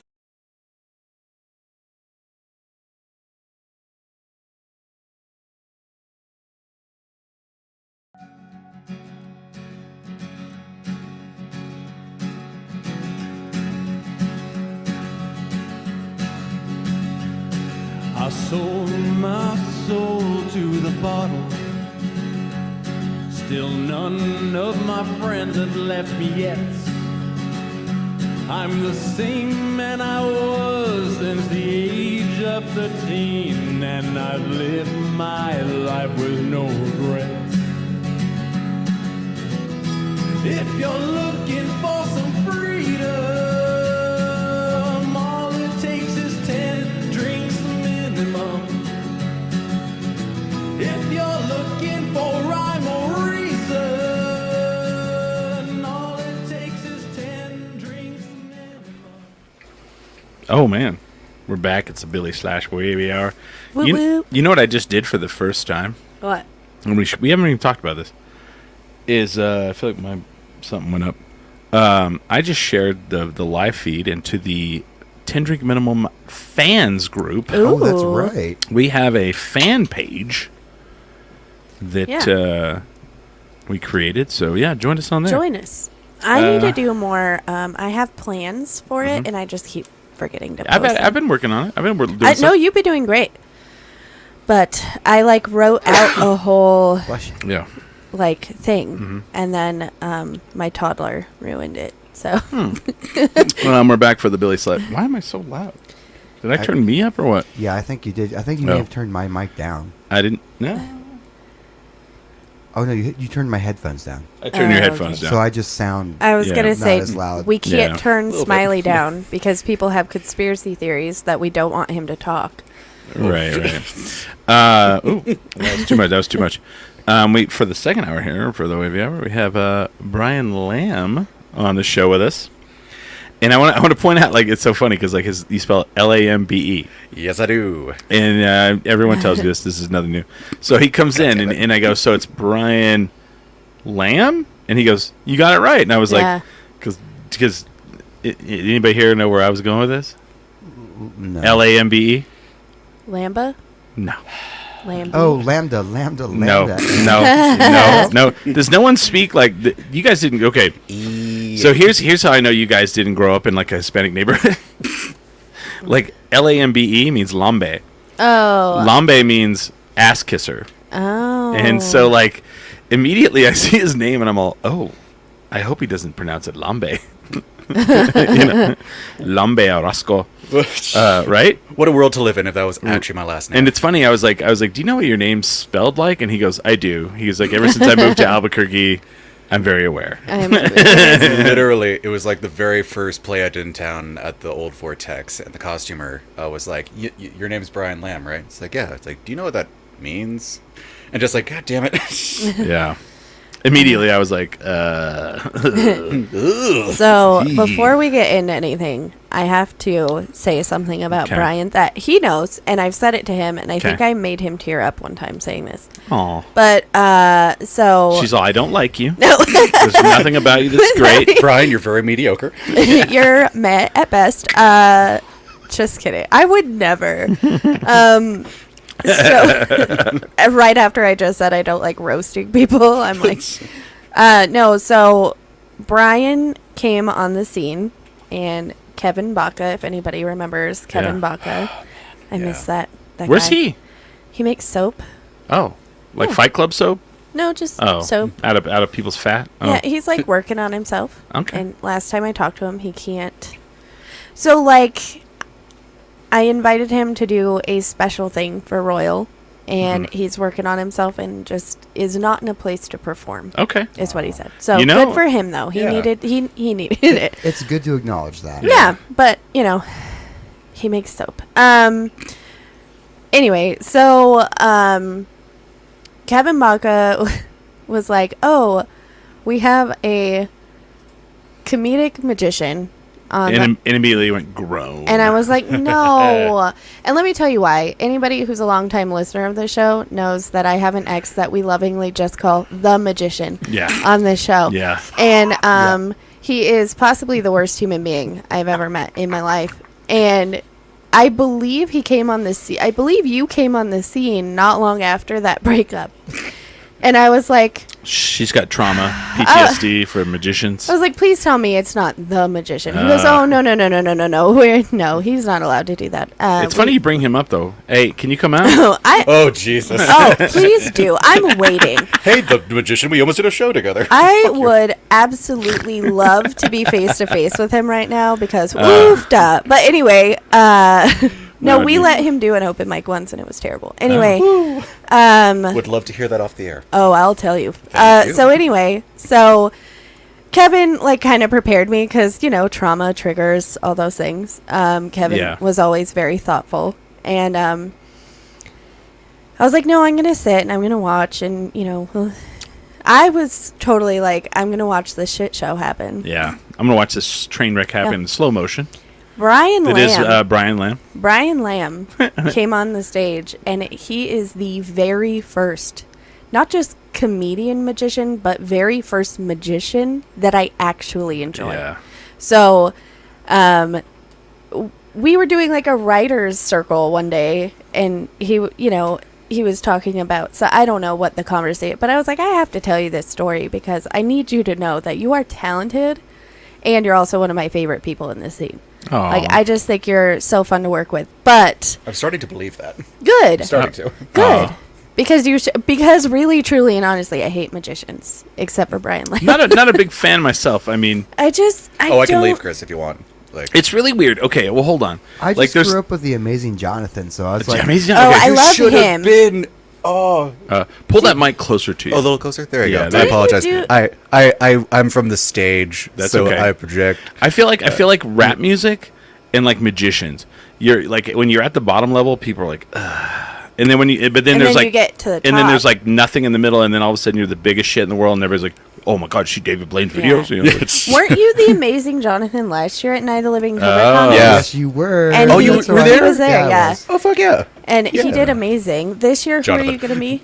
Oh, this year I'm doing a comedian called Victor Borga. Have oh you ever heard? yes. Oh, there Love you go. him. I love Yeah. Victor Borga. The phonetic punctuation Yep. bit he does. Yeah. That's the one. My question on the Amazing Jonathan thing: how much meth did you do to prepare? Oh, more cocaine than meth. Oh, Yeah, weird. Yeah. You'd think it'd be vice versa, but no, more. Just wanted to numb out everything in my nasal Oh, man. passages before I got on stage. Fair. Yeah. Yeah. Like, I think I Wow. probably did like 2 scripted cocaine jokes that night. And as someone who has never done cocaine, it always feels uncomfortable. Like, literally one time I was working at a yogurt shop and we found a very small baggie of cocaine. A teenth? Yeah, basically, yeah. And my dumb little brain was like, we have to call the police because I don't know what to do with this have to cocaine. call the police. Mr. Officer, please. And your other coworkers like, no, my friend will take care of this for us. They were actually the fucking same. Like, because when they got there, it was just Oh, like, wow. yeah, this is cocaine. We'll just take that off site. Like, okay, do we need to do? Oh, you're already gone. Bye. Anyway, they're in the alley. Weird. They're all. Thank you for the Okay. cocaine. Never seen 2 officers do coke in the back alley of a yogurt Right. shop. Oh, the cops came and you really called the cops. They really came and got the Yeah, no, cocaine. they really did. Just grabbed it and very unceremoniously walked out. Just like, thank you so much. Thanks for the cocaine. Bob, Thanks for my the, nights they're got all, better. They're all thanks for the cocaine, nerd. Just walked out. In Gave us my a more wedgie. innocent days, Just kidding. I was once paid in cocaine for some comedy. Oh, so the John Like- they call that the John Belushi. Yeah, well, they made gave it. me money, like, not a lot, but they gave me money and then they handed me cocaine. And I used to just, like, keep it in a pile in my room. Like, I just had a bunch of baggies. That's called the Scarface. Yeah. And I was like, I don't know what to do with this because I don't do drugs. So then I got into Well, an you don't get high on your own supply. You're perfect. Yeah, sure. And then I got into an experimental phase. I made some different friends, and I Yep. tried things. In case CPS is listening, I don't do drugs anymore at all. But I actually have a whole joke about how I had to quit cocaine because I became a mom, and that is the stupidest decision I've ever made because now I need it. But They have other forms of it. yeah, sure. These Rockstar energy drinks It's called is basically what it's I called do. trucker speed. Yeah, Do a line of baby aspirin. no-dos. On the caffeine. Oh yeah, I just drink a lot of energy drinks. now. That'd be funny. They're like, too bad you don't have any baby aspirin. You're like, oh, actually, I do. I have a bunch of it. And they're like, why do you have a bunch of like to me? And I'll be like, no reason, cutting it. So. Yeah, just my stuff. They're in such cute little bags. Look at I know, but I'm just kidding. Yeah. so my friends, I showed up to a party one time just with it because I finally had somewhere to take it. Hey, do you guys like cocaine? And they're like, "Where did you get all of this?" I'm like, "Oh, I've had it." You guys like? I have a pound of it. You guys Yeah, want do it? you guys want this? They were like, "Where did you get that?" I'm like, "Oh, I got paid with it one time, few times." Yeah. And I think like it was just an assumption on the person's part that like All ran comedians? these shows. Yeah. Not even all comedians. I think I give off cocaine essence about me. Like I think it's been assumed a lot about me that I do it. But at the time, I was going through a divorce. I lost a lot of weight. Oh. And I was also like really high on the fact that I wasn't with a douchebag You lost anymore. all those cocaine weight. Yeah. And really, I was just drinking a lot of vodka and not eating food. Oh, okay. And so I lost a bunch of weight, and I was super happy. They call that the Kate Moss. Oh, yeah. I was Lord. gonna say, yeah, that is the modeling diet. Yeah, I used to call it the divorce lady diet Oh. in my set back in yesteryear. But anyway, so you've never done cocaine though? Yeah, no, I've never have. Like, I never have either. So Oh, there you go. Yeah, Yeah. We're responsible people, Chris. Yes. Yes. Because like hell, I'll go to like shows with like comics in town. Like the last Elvado show I did, like literally 3 comics before me were like cocaine joke, cocaine joke, cocaine joke, and I felt like the same way someone first wants to get into Slim Fast, where it's like, should I do cocaine? Like these other comedians seem very like svelte. They seem thin. Yeah, should I sure, like? sure. Are there what are the benefits of doing cocaine? Let's break this down. But yeah, just I do weed and melatonin. Those are the hardest drugs I do. And Melatonin will fuck sounds you up. chill. it'll Yeah. fuck you the fuck up. Jesus.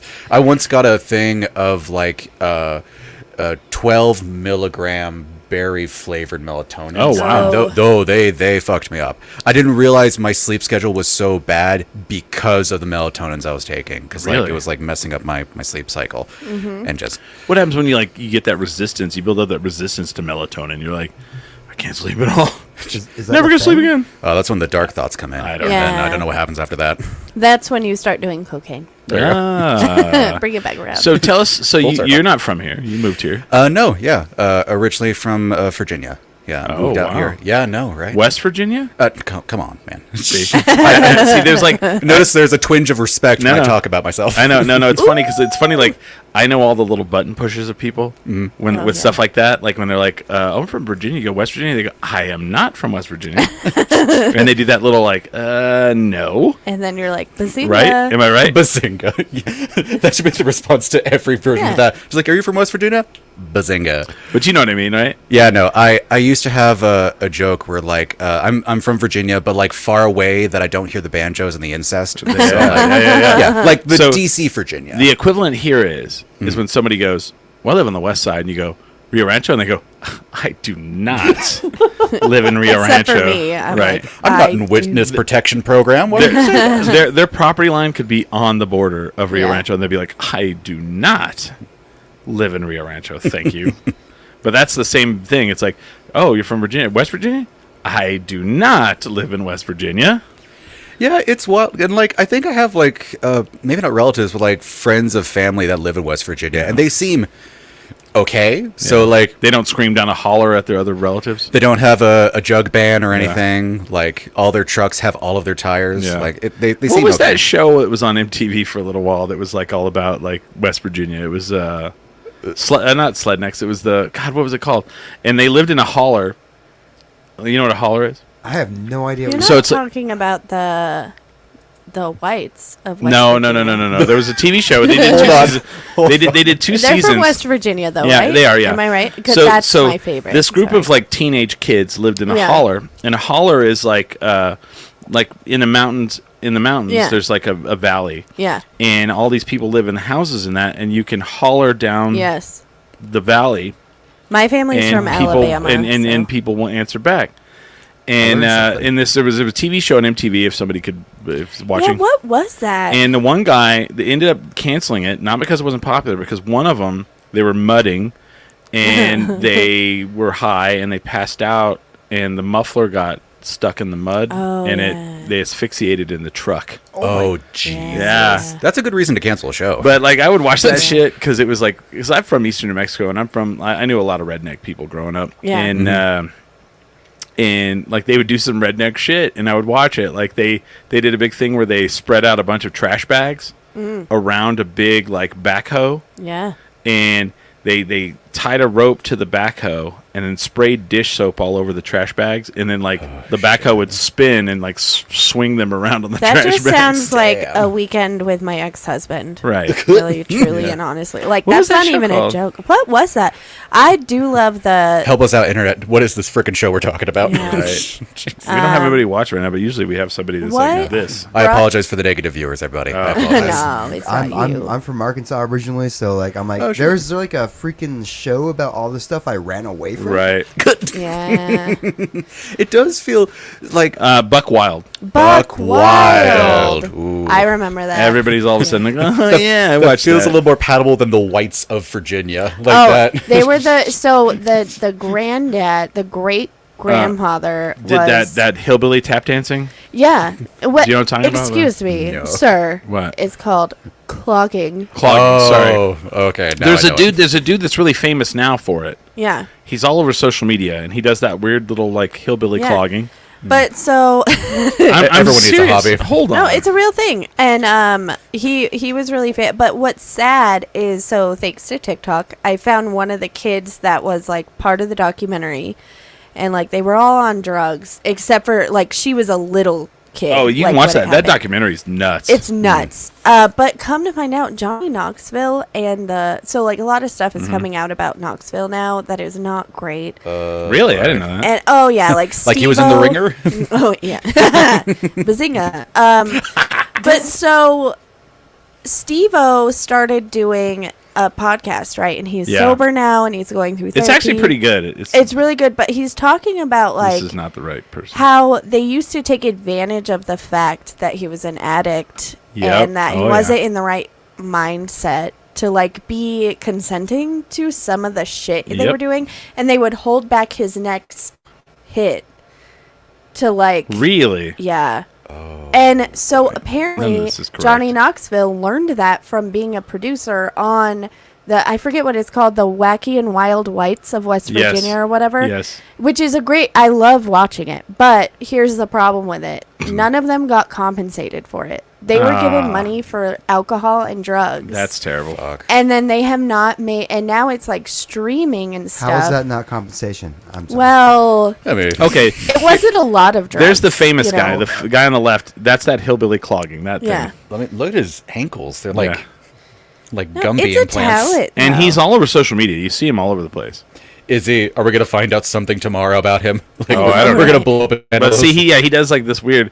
But it was like the original white guy. Yeah. That's how he got famous. That's was how he got famous, He and would he do made- this kind of like weird little. And that's how he fed his family. Was Yeah. like he would travel around. That's how he doing this. fed him methamphetamines. Yeah, sure. Well, they the South talk. is still the South. They like, talk in yeah. the documentary about Yeah. how like he would have been so disappointed in like what was happening. But anyway, Oh yeah. so like one of the girls from the show, she was like a little kid on the show, and she comes out and talks about how like they basically exploited them, because not only were they like the relatives of this like guy who got famous for his dancing and stuff, but they also found out that they were like really fucked up, and instead of being like, hey, let's get you some help, they're like, you know what, people will watch this. I mean, you watch that documentary, and they're like, what's the hillbilly mating call? And they take a prescription Yeah. thing and they shake it. yeah, no, Goddamn. it's, but Yeah. if you haven't seen it, Anyway, this is where Bryan Lambe's pirate from. it. Yeah. Yeah, exactly. I'm just kidding. I'm just. I don't like the fact we're talking about my relatives in such a fashion. He's all, excuse me. We were very raised high on the mountain in Virginia. man. Yes. Oh, yes. The privilege of it all. How far from DC were you from? I think we were basically about maybe an hour and a half away from it. Okay. So like with the traffic, probably like more like 3 hours. And Yeah, whatnot. no kidding.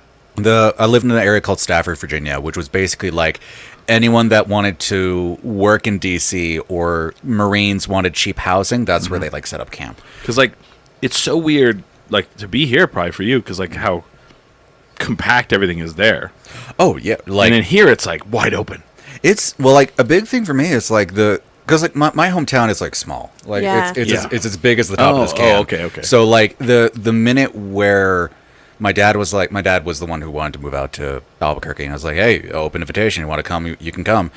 And I liked the vibe of this place compared He's to like, where- you're like, I don't know, man. I can't just shoot my guns there. And he's like, no, you can't. no, Brian, seriously. Oh, Seriously, don't you get Conceal me and carry. We get it started. right as we enter the state.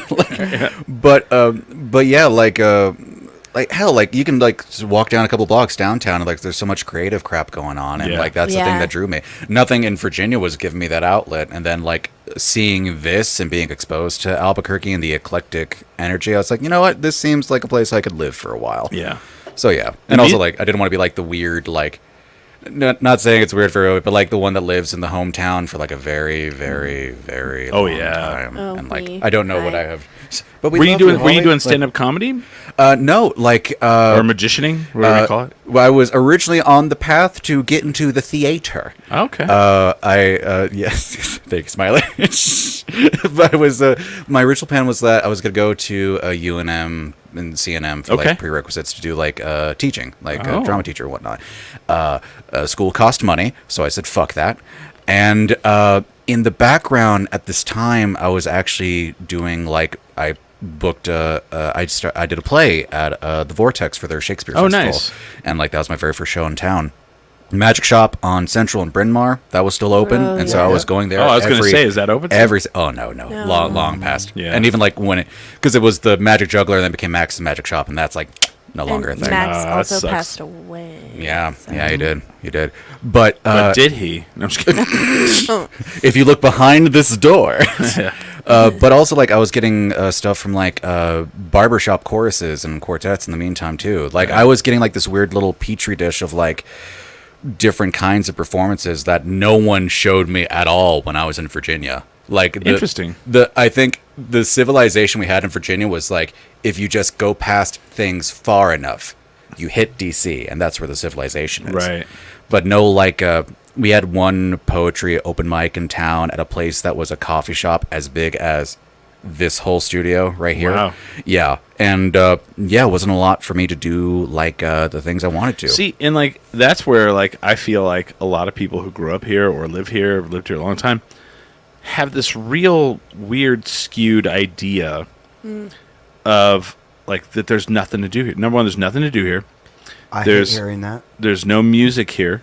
There's no like art here, and it's like you're So out of your much. fucking mind. These pompous little assholes. Who's saying this shit? Dude, all the time, A lot and of and it's people. crazy to me because like now I live in cover bands. There's 132 bands that they didn't turn away.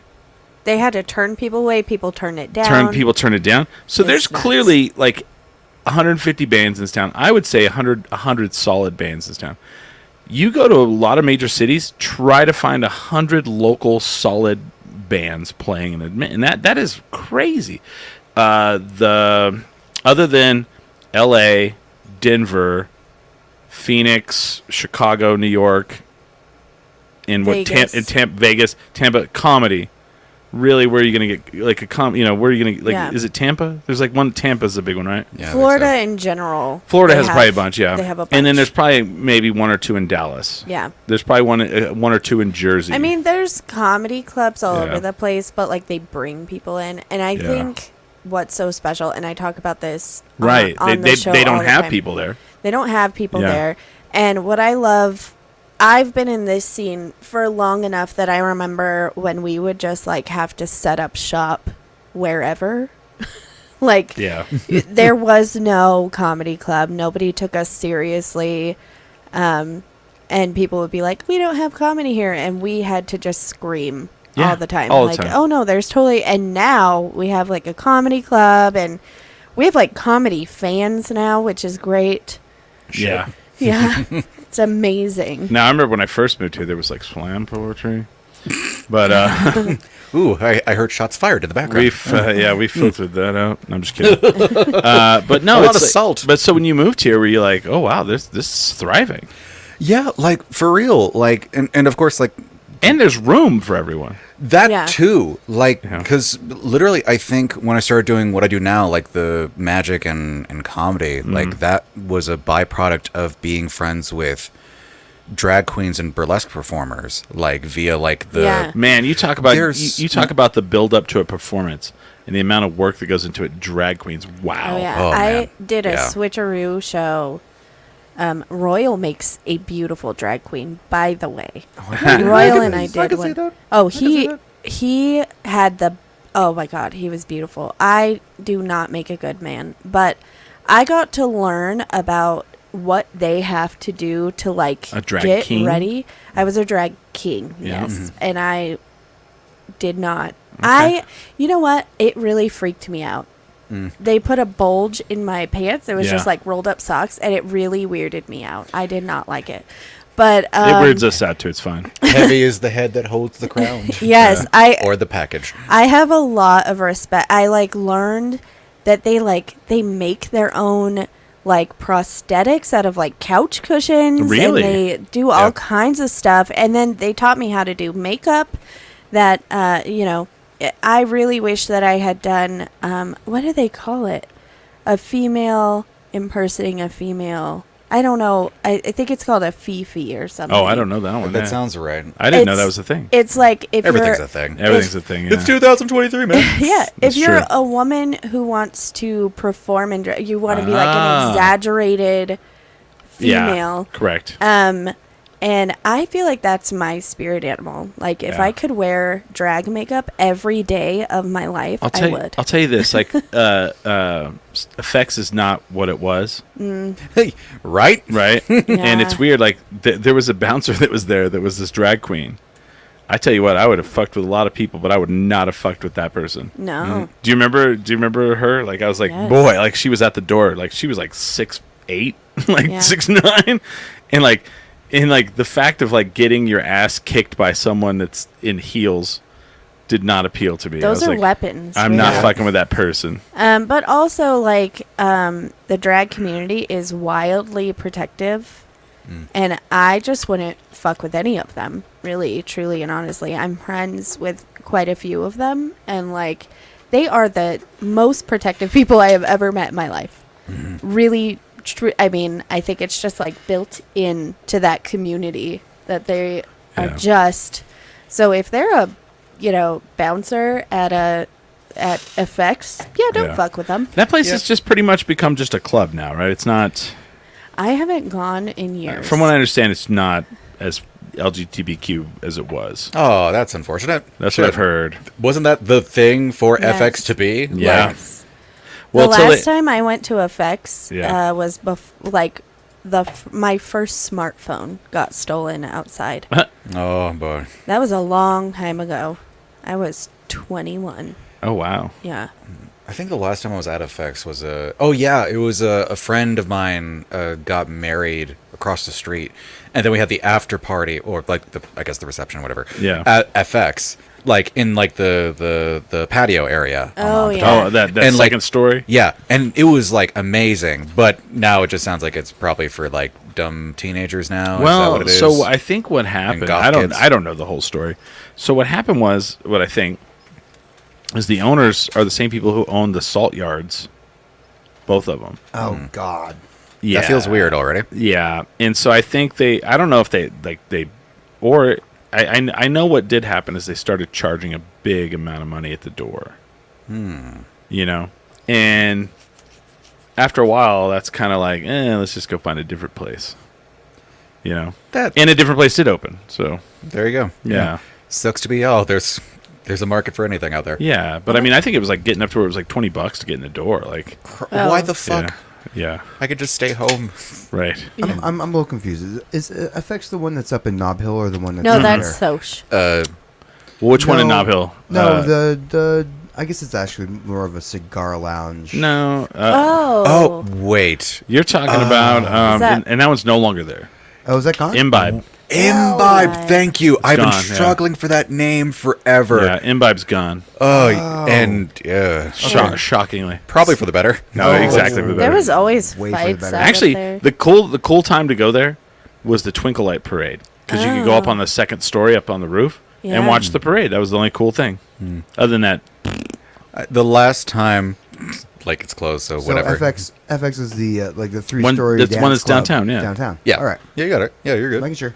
Yeah, but friggin' Imbibe, man, thank you. I've been struggling with that name for years. Yeah. But the last time I was there, I was dancing with some friends, and apparently I got on a surface that I wasn't allowed to dance on. Oh. And the nice bouncer grabbed me by my arm and moved me down. It's like, hey, this is for the ladies only. And I'm like, double standards, much you motherfuckers.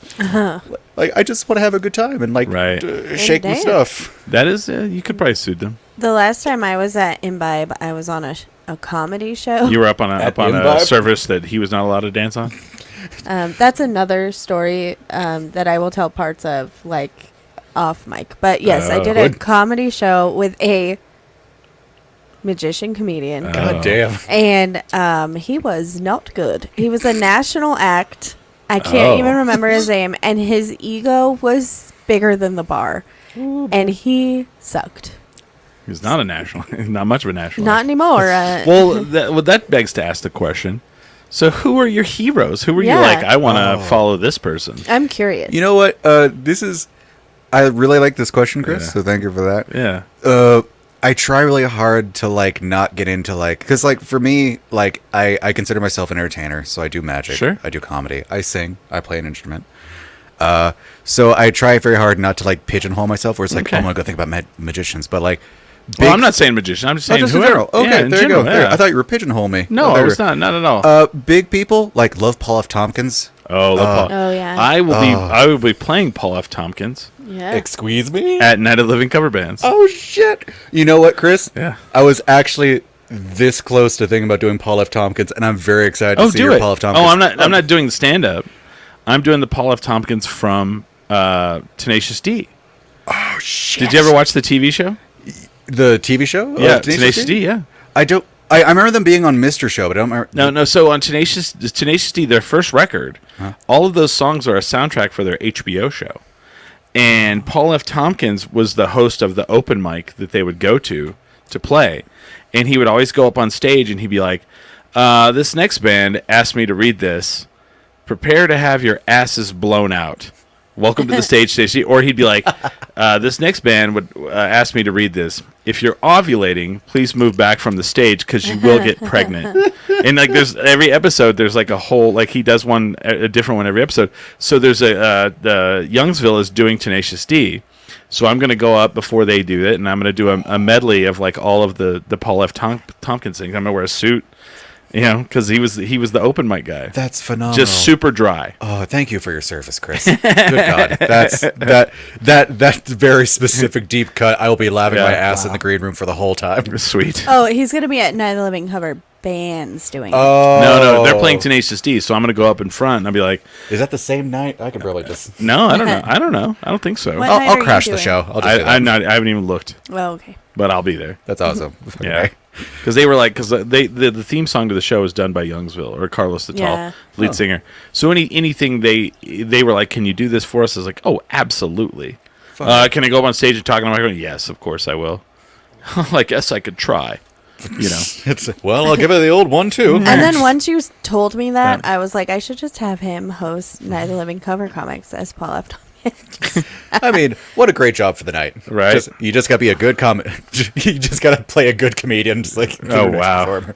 I don't know you that well, Chris. I haven't Yeah. seen you on stage yet. I've never done stand up, but she's always trying to get me to do Norm Macdonald. Oh, he does the best impression of Norm So Macdonald. I heard this the other day, and they're like, when he first started, he's like, Jeffrey Dahmer guy, right? So I guess he ate this guy. He ate his like intestines and like his lungs and his brain, and anyway, they were like, so what do you have to say for yourself? And he's like, hey, he started it. And I was like, that is fucking great. He's so good. He's spot on. I love this moment because like I don't do impressions like for people when but I love it when you meet someone that also has an impression that you do because like when I'm bored. And a lot was like reruns of like Norm's podcast show, like on like a TikTok and shit like that.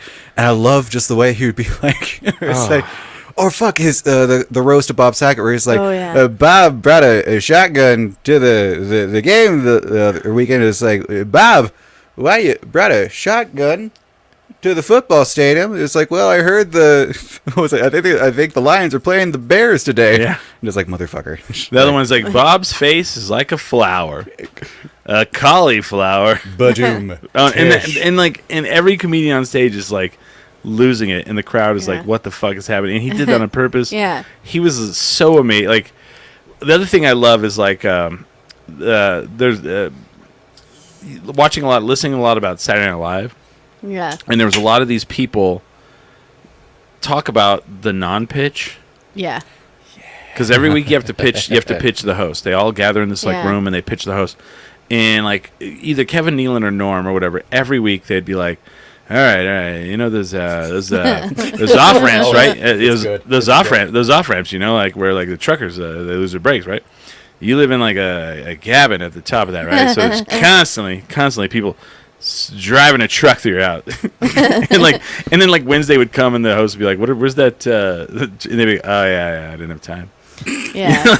You know, like, No, it's my favorite thing about Norm Macdonald, personally, is how many times he was booked on The View. And they stayed up- every single time, it's crazy. every single time, Yeah. he brought up stuff to piss off Barbara Oh, Walters. absolutely, Every on single purpose, time. and she would refuse to do it with him ever again. Oh Yeah. shit. Well, the other one too. One of those though, he was up in Atlantic City playing cards gambling all because he had a gambling addiction, Yeah. Oh, and they had to go and get him, Yeah. and he'd not been to bed, and like he Yeah. goes on and he's like just fucking wired. Oh my God. Oh, shit. But the fact that they booked him more than once, Why? like, you know what he's gonna do because he's so. You know they did that on purpose. Oh yeah. Yeah. But he's my favorite. One of his specials is like my When he talks about Bill the Clintons like killing people. yeah, Barbara no, Walters, that's like, what he loses. would do Yeah. every single Yeah. time.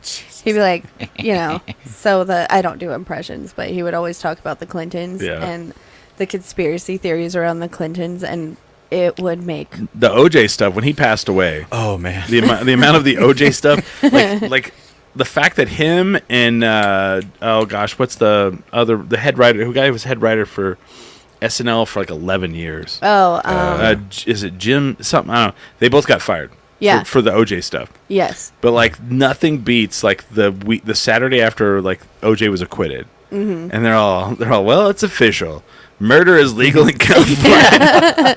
Fucking lost my shit. oh my God, He was probably like my favorite person that did the update. Oh, like yes. for real. Yes. Like out of like, cause like hell, like I do love Kevin Nealon. Like I love his delivery. And I like Seth Meyers too. Like Yeah. I like when he does stuff. You know but just what? the way the Norm does it. Like just, I actually really Hits. like Michael Che. Yeah. yeah. And let me tell you why. So I'm a huge Saturday Night Live nerd. Like, I'm saying, Oh, yeah. do you listen to that 100%. Dana Carvey thing? I haven't it's listened to so it. good. Fly on the wall. I need to watch. I Listening need to listen to to it. two older white men doing a Yeah. Lorne Michaels impression Yes. every single goddamn Yes. episode. And then That's everyone great. that comes on that does it. Oh yeah. Oh, Bill Hader was on it. Like, Oh, just like, Dennis I love Miller. Bill Dennis Hader. Miller doing Lorne Michaels is great. I need to listen now. You're like, everybody is like, you need to listen to this because Mm-hmm. so this is how much I love Saturday Night Live. My husband gave me he bought an autographed script Oh shit! from What? Saturday Night Live. Wow. shit. And I cried. I was like, oh my God. That's the reaction. That's it the reaction. has Chevy Chase. Really? Chevy Chase was hosting. Okay. And it has Chevy Chase, Chris Farley. Wow. It has a lot. It's my favorite cast. It's one of my favorite episodes. Jim Downey It's- was the guy's name. Sorry. Yeah. Oh, okay. Yeah. Well, anyway, so I like Michael Che because him and what's his face, the one married to Scarlett Johansson or whatever. yeah. Colin Jost. There. I love when they write something for the other one Yeah. and they That was don't the know what best. it is. And he always makes Colin Jost sound racist. And it's the best. yes. Anytime like Michael Che looks over to him, he's like, "What did you say?" Yeah. Or like, really? Yeah. Well, and I love then it. that was like also great because in that same era, it was Bill Hader and John Mulaney, Yes. and they would do the Stefan, Oh, I love and Stefan. then John Mulaney would go and change the jokes Yes. on the card, and Bill Hader wouldn't know what the jokes were, and he would, just to fucking make him break, and I thought that was just fantastic. and when he would break, he would. That's how he came up with Stefan putting his hands in front of his face. Oh, yeah. Because he would break so often. Oh yeah, well yeah, because that was the whole thing. Was And to the get whole him to. character too is just. I don't think I'd be able to do it with a straight face. Yeah. I don't think so. I don't know how anybody did Saturday Night Live with Chris Farley. Yeah, I just don't. So Spade and them talk about that a lot, and it's really interesting because like they talk about how they would go watch the Chippendale sketch. They Yeah. talk about it because Jim Downey wrote it. So they talk about that on there where people are like really upset about it. Yeah. And they're like, how awful that they did this to him and da-da-da. And then there's like all these crazy rumors that like supposedly he cried in the bathroom. No. And like Jim Downey comes on there and he's like, are you kidding? He He's like, Chris loved it. Farley was like the guy that would like tweak it to like make it worse. And like, Yeah. they were like, he was, you know, he was up to do anything. He loved performing. He loved it. Yeah. And they like stomped that out because it's, you know, it's all fake bullshit internet. Yeah, I mean, you know, some of the rumor. So, like, I'm one of the probably the biggest Chris Farley fans. Mm-hmm. When he died, I was a child, and I told my dad I couldn't go to school yeah. because I heard it on the radio, and Oh, my wow. dad was like, "Why can't you go to school?" And I'm like, "Chris Farley died," and Right. he's like, "Okay, but why can't you go to school?" I'm like, "Dad, you don't understand. I'm never gonna laugh again." No. Yeah, and my dad was like, "Okay, you get to stay home," because I was devastated. That's a that's a big deal. Yeah, I just remember. I think Chris Farley is the first person Yeah. I remember laughing at. So Really, truly, and this honestly. was a story they told on there that I thought was fucking fantastic. So he was a big Belushi fan. Mm-hmm. So they always kept everything. They didn't like get rid of anything. So he goes back into the wardrobe and they're like trying to find him pants because he's a big guy, and they find pants that were Jim Belushi's or John Belushi. Sorry, John Belushi's. John Belushi. And he freaked out. And he I was bet. like, and he was like, oh wow, and they didn't use them, but he took them Yeah, and he wore them yeah, even underneath his other pants right. to wear John Belushi's pants while Well, on he stage. wanted to be Uh-huh. Belushi. But isn't that crazy? Like he Yeah. wore his pants If I found under his other pants. if I found a pair of Chris Farley pants and I could wear those on stage, I would feel like I had a superpower. I would talk to you about some health problems you maybe have. Well, I would get them tailored. Oh, Yeah, okay. You like- know, Oh, all right. I would just like What, carry into a them cape? with me. Like, yeah, Yeah. Oh my god! Like, don't you You know. appreciate this nice throw I have on right here of Charlie? Yeah. I would be so, but it's so funny because Chris Farley wanted to be a stand-up Yeah. desperately, but he just wasn't good at it. And so he had to like come to the realization of like what he was. Right. And what's funny is I always wanted to be Chris Farley, but I can't do that. No. And so it's funny because he was influenced heavily by like stand up, and you wouldn't think that because he's so Chris Farley. Right. Yep. And I'm heavily Well, influenced. Belushi wasn't stand up. Yeah. I mean, Man. he loved Belushi too. There but- was a story they told on there too that like really resonated too. They're like, you know, you want to give people like compliments, but like, and then some people like feel like they need to give notes. So this guy's like, yeah, such and such showed up at one of the tapings or Saturday Night Live, and they brought their cousin. Oh. And Belushi, they did the Blues Brothers, and they get done, and like at the after party, they're all talking, and everybody's like, "You did so great tonight," and the cousin goes, "Hey, your vocals were off," Oh my word. and fucking John Belushi goes, "I'm sorry, what?" And he goes, "Your vocals are a little slow." With a harmonica player, you need to make them faster so that you match up with the harmonica player. No. And people like, you know, of course, John Belushi's like, well, thank you for your notes, and like just walked off and was like, get that guy out of here. The Like, I only played 2 video games when I was a kid. This is Oh, how much shit. of a nerd Mm-hmm. I am. Okay. I wasn't allowed to have video games in my house. My dad had a secret Sega, and Yeah. I beat Echo. a which is secret Sega. He had I a love secret that. Sega. Get Sega. And he would play it late at night. And he I- would let alright. me play it because my mom was the one that was like, no video games. Really? And my dad's not a monster. Oh, so your dad told you about the secret Sega? Yeah. It was our secret Sega. It was all. Was it the Genesis? Yeah. Oh, nice. And I beat Echo, which apparently is a really hard game. It's just a dolphin. Echo the Dolphin. Don't you fight aliens in that game? Like, am I maybe the remembering that second one. right? That might be the second one. You fight eco terrorists. Yeah. Whatever those are. But then, A foreign concept. my Nana had a Nintendo, and she played Yoshi, and she got me the Blues Brothers game, which was like Mario if Mario was Belushi. And Probably they were not. the Blues Brothers. Was it good? Okay. I mean, I thought it was good You because liked it. I don't know. I was just like, this is so cool. And no other kid had even heard of the Blues Brothers, let alone played the video game. You played what? You're all, there's a movie. There's a whole movie. Are you telling me this game is not standalone? It's a whole movie. I remember like days, like in our small ass town, the Blockbuster was like a big place for us every weekend. I remember passing by the N64 Blues Brothers game, Yeah. which I think was Blues Brothers 2000 officially, whatever it's Yeah, called. yeah. Maybe. I never saw that movie. And you don't need to. It's, No, it's fine. Yeah. I refuse to watch You it. can do other things with your life. But I remember like passing by that game so many times and just being like, huh. And then walking on by. I yeah. never actually played it. It was really fun. But so I went to Catholic school. So none of the other kids were allowed to watch Saturday Night Live or Mad TV, and every Monday I would Really? reenact it.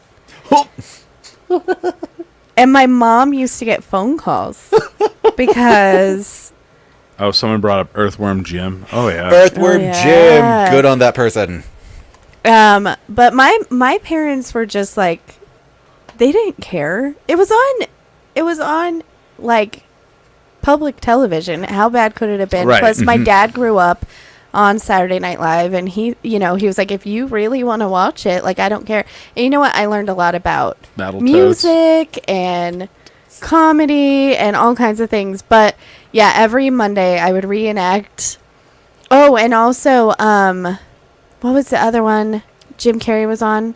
The Mac. In Living Color. In Living Color. So I would do In Living Color, Mad TV, and Saturday Night Live every Monday. I watched In Living Color. SNL and I are the same age. Yeah. 75. We were born in 75, both of us.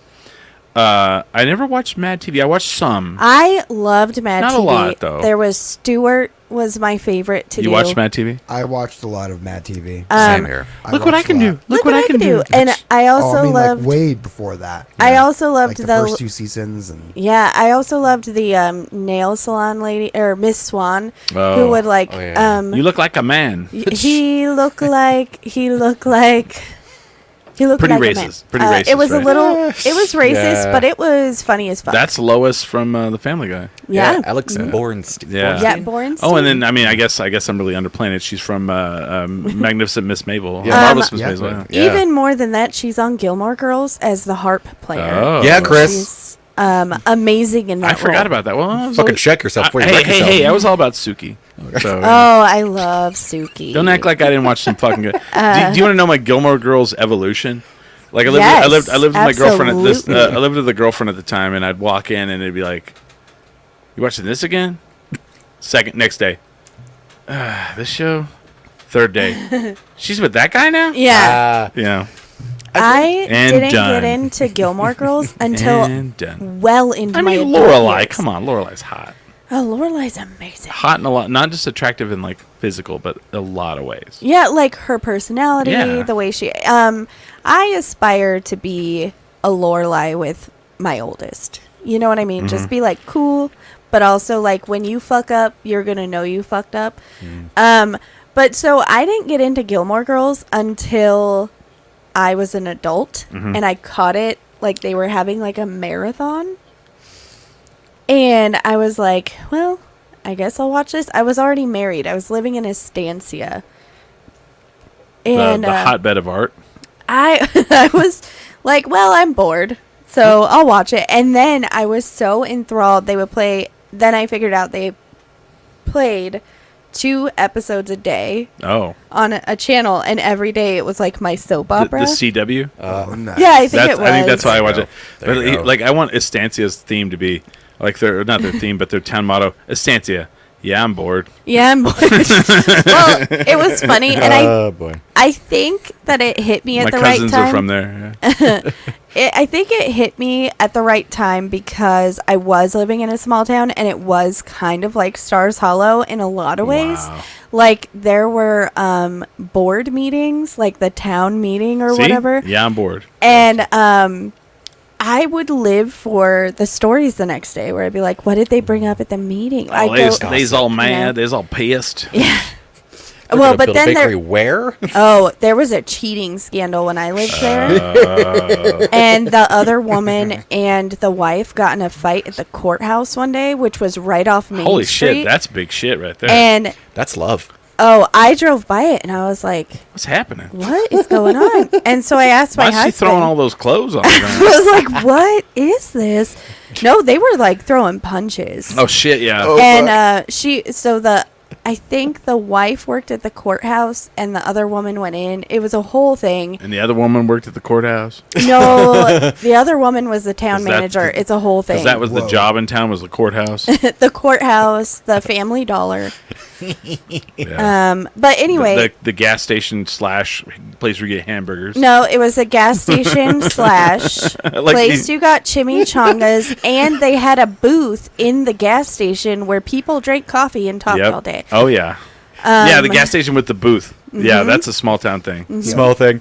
Speaking of that, I laugh so hard because I remember a place called Ladin's in Stafford, which is a combination pizza parlor and hookah bar. Oh, And like on my 18th birthday, we went there for pizza and hookah, and I'm like, that's a weird way to celebrate being 18. Just heavy grease and fucking dragon fruit smoke. for They're the saying rest in of the night. chat, LOL, when I go to the gym, there's a TV that shows Charmed. I feel like that is like Gilmore Girls. blasphemy, Billy. yeah. Here's the thing. I also enjoy Charmed.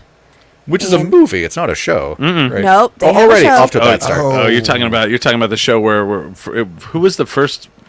What was her name from the initial cast from or- 90210? Oh, Gosh, Brenda. What was Shannon Doherty? Shannon Doherty. Yeah. And then I need she to educate myself. and then she No, got you're and then fine. she got crossways with everybody because she was not known as nice. And then that's where They fired her. Rose McGowan got her start there. Yeah. and, Oh shit! They fired Brenda and brought in was it Rose McGowan? No, she was part of the. Oh no, they brought in Alyssa Milano. No, Alyssa Milano Well, was who also did they f- okay. part of the original cast. I am way They off. brought in Dana Carvey. Let's just say that. Okay. Make I it unique. used to love Charmed, and I can't. Here's my favorite part of this is like we're fucking this all up. Someone is going to be listening to this later this week and they're going to be like, "Son of a bitch, it's this." Yeah. Okay, that's the first time I ever saw Kaylee Kuko. Yeah. on Charmed. Oh, damn. That's right. No, but Billy, you were wrong. Charmed has magic. Okay, Gilmore Girls just has. Lorelai magic. It's a different kind of magic. Don't, you Show think, is. don't you think surviving the things they do on Gilmore Girls is really the magic? Yes. Right. And you kind That's of want to the live thing. in that Magic town. is the friends you made along Melissa the way. McCarthy's a fucking chef in that Oh world. my God. I'd stop. I love Suki in that show. And I never put two and two together till years later. I'm watching Bridesmaid and I'm like, "Who is this lady? She's amazing." And then I was like, "That's the lady from fucking Gilmore Girls." I'm like, Yeah. "Oh my god." I just saw the show on. No, I usually just it's- listen to it's the okay, devil's Billy. music. The devil's music. we love you. the I jazz. just And you know what? That comment right there wins you two tickets to tickets. the Mexico Brew Fest. Yeah. Yeah. Congrats. You just won 2 tickets to the we'll Mexico see Brew you Fest. there, Billy. Also, you are looking great. He's working out a lot, and he looks amazing. Oh, we have physical proof. There's actually a prize for the show. I know this is weird, right? They handed me actual tickets, and I was like, "Oh, well, all right." What are these? Trash? That's the equivalent of like a big check. Just like, here is your $1,500. Yeah. Dialing for dollars. I'm so glad that we have Bryan in the wavy hour because isn't he so fun? I Oh, was super. like, we could like talk about anything. He said, "Woo." Woo.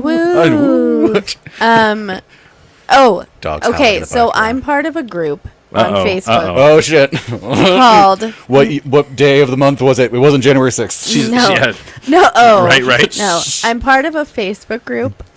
people that are upset about Kanye West. Oh, No, I have 2 of my favorite groups. One is Call Me a Hearse because I am gonna pet that thing, which is just people posting pictures of animals they almost petted, oh. and I'm jealous. Oh, okay. I kind of want to join that group now. It's great. I'll invite you. But then I'm Are also there otters in there? there are a lot of otters Oh my actually. God. Oh. I joined because I love raccoons, and there's a lot of raccoon content in Okay. there. But anyway, I'm part of a group called Not Today Jesus.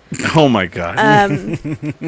All right. And Already a good start. sometimes the posts in there, I screenshot them just to talk about on Okay. our show. Mm-hmm. I have to find it. Hold on. I take a lot of pictures of my child. He's so cute. It's dumb. Both of them, really. It's just so many of them. It's really weird. Brian was like, I take a lot of pictures of Holly Ann's kids. It's really weird, really weird. Who I'm doesn't? You know, I like have to dozens. stop the stereotype of like kids and magicians real hard. I like kiddos. Here's the thing. I talk to kids like I talk to like actual people, and I talk to pets like they're kids. So it's just Yeah. like, hello, small gentleman. That's a very cool shirt. And then I see a cat. It's like, who is That's- this little baby? Right. That's how Same, you same. should talk to children. So here's the deal. My toddler side-eyes people real hard, Nice. especially if they talk to him like he's a baby. Because he just looks at people like they're so dumb. Like Like, why are you talking like that? Of course, I want to watch Thomas the Tank Engine. What the fuck do you think I Yeah. am? Yeah. he's really into Lost World, or Lost? no. Oh my god, He's really into that would be the Lost. coolest toddler ever. He's like, that guy never loses weight. What the fuck? Mama, why did all of them die and end up at a church at the end of the show? Just That seems very. Anyway, Spoilers. no, he's fuck he's really into Jurassic Park, but like he really likes the ones with Owen. The who? not Lost World. Is it Lost World? I don't know. The newer ones. Oh, And- Jurassic World. Jurassic World. And he does the hand thing like they do to the velociraptors. Aw. But like if anybody is getting like too crazy, he'll just be like, Oh, and wow. people are like, what is he doing? I'm like, oh, he's trying to control you like a velociraptor. I think he's expecting us to triangulate. Anyway, They're saying in the chat there used to be a group called Christians Against Slipknot. And that was hilarious. they have ended up in Not Today Jesus quite a bit. But good. this one is another group. And so it's a screenshot. It's from Not Today Jesus. And the caption is just awkward. Okay. And it's a group. Prepare yourselves. Called Christians Against God. Wow. And the description of Right the in the mic. group. Are you ready? That was only a matter of time. Yeah. Fuck, they found something to hate real hard. Yeah. The description of the group is this group is exclusively meant for Christians that do not believe in God, wow. or for Christians that do believe in God and just don't like him. And look, here's the deal. Like, this is not me getting down on Christians. In the chat, it sounds like they're not jiggy with Jesus. Jiggy with Jesus. 5 o'clock on CW every Wednesday. Every Wednesday, getting jiggy with Jeebus. But anyway, so I love to comment in this group because it really just gives me hope in the world. But I was just like, I had to read that like 4 times. That's a real because group. That's a real group. Wow. And I was like, I Wow. feel like they don't understand Christianity at all. What was the tagline again? It's like, or Christians that just do not like Yeah. God. I just don't like him. My brain immediately was just like, you know what? When he had his son like nailed on those 2x4s, I got a real grievance about that. You're like, you whoa, think? whoa. 3 days. Come on, Yeah. that's a long time. No, I feel you need like a snack. So I got in a little bit of an internet tiff with somebody. Oh, whoa. And so here's the thing. I made a post because we have chosen to raise our children without church. And there there is a lot of reasons why we made that choice. And like so One of them is called logic. Yeah. Oh. Just kidding. well, I was trying to do this Just kidding. without saying anything like that. But No one really believes in logic, Chris. really what it is He's a I great was artist. I was raised in the Catholic Church. I went to Catholic school, and when I started therapy, they were like, a lot of your trauma comes from Church. that, you know? And Hamster was raised without religion, and I thought it was very refreshing that Same. he is very confused by like we'll be watching a movie, and he's like, wait, is that a real thing? Yeah. And I'm like, I'm the same way. yeah. And Yeah. so we made the conscious decision that like that's just what we're gonna do, and if someday they choose to live their life that way, That's their choice. We'll cross that bridge when we get there. There you go. But so I made a post because Danny had a little friend at school that found out she doesn't go to church, and she was like, "You're a bad person if you don't go to church." Now here's where my post got people, because I wasn't attacking the little girl who goes to church. I wasn't attacking anybody's beliefs, because I think everybody's allowed to do with their time what they will. And I don't think it's cool to judge anybody for anything. And we have raised our children that way. Well, you're not supposed to, according to their Bible. Right. And Not my Bible. but Danny came home really upset because this kid called her like a bad person. Yeah. And here's the deal. If the shoe had been on the other foot and my kid was the one saying that to the Christian kid, it would have been a big deal. Sure. You know? And so I have a lot of jokes where I refer to God as Space Dad. Yeah. I feel like that would have been better PR, personally. But, Right. So I told her basically well, we do good things to be nice.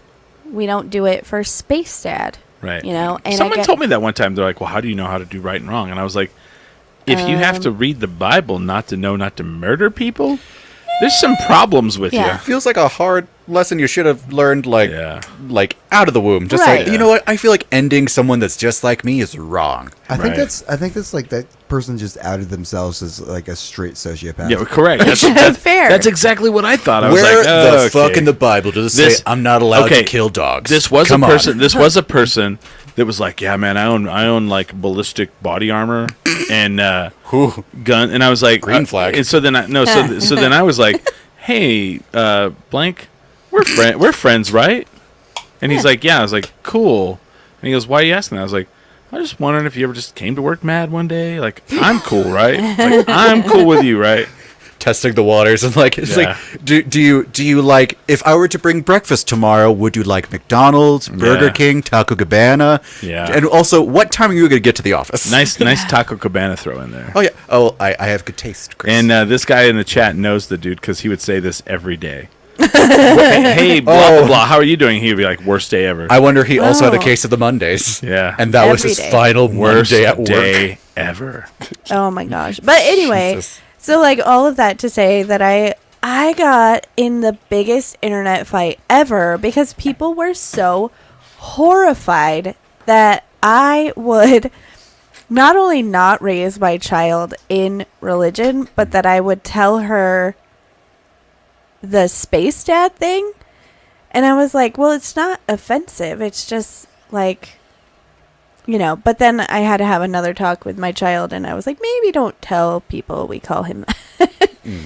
But Times have changed. I farted and everyone made fun of me at school, and my mom's like, everyone farts or you'll die. yeah. And then I went and told everyone that. Where and- the fuck is that children's book? Right. Like, everyone farts. If they don't, they die. Well, there's like everyone Yeah. poops. There's that one, right? Yeah. Well, They need to capitalize on a saga. Like, every book needs to be a trilogy. but now, here's the so thing. gotta do it. We found out that telling our oldest that everybody poops and she shouldn't be embarrassed actually kind of caused her to be a little bit weird for a minute about poop. And we were like, maybe don't ask everybody about their poop. No, don't ask that. For me, not to get into this, but Yeah. I can public poop, but I'm the guy that goes in there and I don't want anyone else to be in there. Yeah. And the other day, I farted really loud into the bowl and it echoed. Oh no. And then all of a sudden I heard, I was like, oh damn it. I would never go out. So I can't. Oh my God. I can't in public. I can't do Yeah. it. I hate it. So then I had to get out of there before they did, so they didn't see what it looked like. Yep. And someone's like, why would that be a thing? I was like, if someone did that, I would wait and see what they look like when I came out. That's The fact he came back with, like, the polite... me. Yeah. Oh man. Also, like, in that... Because this is something my dad actually, I think, had the same idea. Like, if you fart in the bathroom, are you supposed to say, excuse me? Or is it like, hey, we all know what happens here? This is the fart room. Yes. I usually go with the latter. Actually, I was very unconscious, uncomfortable about that. I started going to airport bathrooms and just making really loud fart noises. I was like, this is what's supposed to All happen. right, in that's what's here. happening. And then I felt more comfortable. Oh. Well, and to cover my actual like fart noises. Oh. That's what I do. I go. It's, it doesn't work out, but I And like it's fun. I like to throw people off because like I have a couple of sounds I like to do. Like if I'm bored and I know there's like one other person in the bathroom, I'll just be like, Oh, nice. I like make it that. fun. Just make it a little unique. Like That's a good one. I heard Take the it, take it. weirdest Hey, thing in have the you ever bathroom. had the one where like you're in the bathroom and like someone else is in there and they're like, oh and you're like, Christ, I'm worried about their health. Yeah.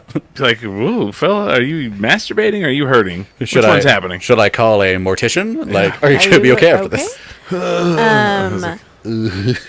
As somebody who, like, my body shuts down. I went Oh. on tour with Kurt Fletcher. You didn't poop for 2 and weeks. I didn't poop for 2 weeks. That's not healthy at all. No, I came home and had to go to the emergency room. Like, it was not good. Wait, But for real? yeah, no, Yeah, that's a that's real true Oh story. thing. shit. Okay. It's Okay. a real thing. No shit. No shit. This all could have happened if you gave a shit, Holly. I know it was terrible. But I was in the Target restroom, peeing, right? And there was a lady in there pooping, but also on the phone, and I didn't know. And she was like, "Yeah, so how's your day going?" And I was like, "Oh, not bad." And she goes, "I'm gonna have to call you back. This idiot is talking to me." And Yeah. I was like, "Wait, I'm the idiot?" Right. You're in the bathroom at Target on the phone. Wow, you're very loudly. Oh, I just Crapping. blew out the microphone. You did. Excuse me, I gotta hang up. This person tried to take a shit. No, she was taking the shit. Like, who calls somebody? I don't know. I was horrified. Oh my god. I think we have to end on the poop talk. Yes. We're over time. And that's why no. we call this the wavy hour. Maybe hour. But wait, I feel honored. before we go. Yeah. Yes.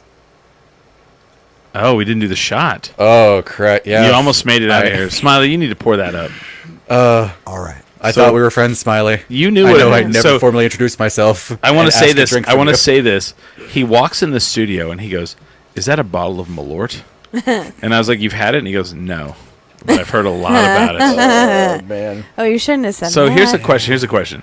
What do you think this is gonna taste like? The fact that it says, because it just says Malort liqueur, like Yeah, it's not yeah, like yeah. a specific thing. I'm already not happy about that. Okay. Because I like my beverages to be like, whiskey is whiskey, bourbon is bourbon, Yep. scotch is scotch, vodka is vodka. The fact that Malort is Malort, and I Yeah. can't be like, but what is Malort? Oh. Oh, it's Malort. Wormwood. And it's funny because like I'm glad you reminded me because someone would have said, "You guys didn't do a shot of Malort on that episode." no. That guy's Fucking first Billy time. would have called us out like ASAP. Yeah.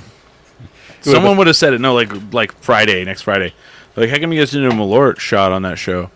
And like, I'll tell them like, well, that person's had it, and they're like, well, it's the first time on the show. I was like, do you know we don't buy? Like, there's no Malort for sale around here, so we We're have not to. always Yeah. Oh yeah, where the Malort fuck did you get rich. it then? Yeah, shit. People bring them. People bring it for us, Huh. or I'll order it online. Okay. Any particular distributor you get your Malort from? Liquor Barn. Oh, there you go. Yeah. Remember, folks, if you want quality liquor like Right. Malort, So I'll tell you. You want to know the loophole? So it's actually illegal in most states to like sell liquor and ship it. So there's a place in the United States that's not a state, Washington D.C. well, goddamn. So they don't have those rules. So liquor places will, like distillers, will make a deal with a liquor store in D.C. and they can ship their liquor to that liquor store, and then they'll online ship it for them anywhere in the United States. That's a cool fucking Isn't that fact. crazy? It's I didn't know nice. I can that. do that. Let's do the shot of Cheers. Malort. Let me just. Hold on, let me put Oh. the camera on him. And It doesn't don't smell. It doesn't chase smell like it. a lot. It doesn't smell like a lot. That scares me. Only because you're my friend. Yeah, Do not chase it. Do not It chase makes it. it worse. Yeah, Smiley. it spreads it out. If I die. I already hit it. If I die, Smiley. I've never gotten used to it. I already hit it, man. Alrighty. Oh. Malort is the best thing ever said. No one. Wait for it. Wait for it. Try not to breathe. Wait for it. Oh, it's like it feels like you know like the internet things that are like things you shouldn't eat but look like you can eat. Yeah. I feel like I just like swallowed the inside of like a Glade like infuser, and this is what I'm feeling because like Ooh, that's a good one. I'm not offended by it, but my body's giving me reasons to be like Yeah. I can just vomit. Your body's like, what the fuck I was think that? it tastes like hot rubber bands. As I try to get a bouquet off it, like Yeah, I think Yeah. it tastes. Does it remind you of balloons that you use? Man, we talked about fucking no magic shit on this Oh, one. Like, sorry. no, it's fine. It's fine. Like, it kind of reminds you of like if Vicks Vapo had like a really like evil cousin. This is what it feels like. Yeah. Just like, yeah, I'm gonna clear you up, but you're not gonna like it. Right. It's not gonna smell like Grandma's house. It's gonna smell like Uncle Tim's house. Some people say it tastes like grapefruit. Sorry, shout out to my Ew. Uncle Tim, who's actually a great uncle. Oh, Those people must hate grapefruit.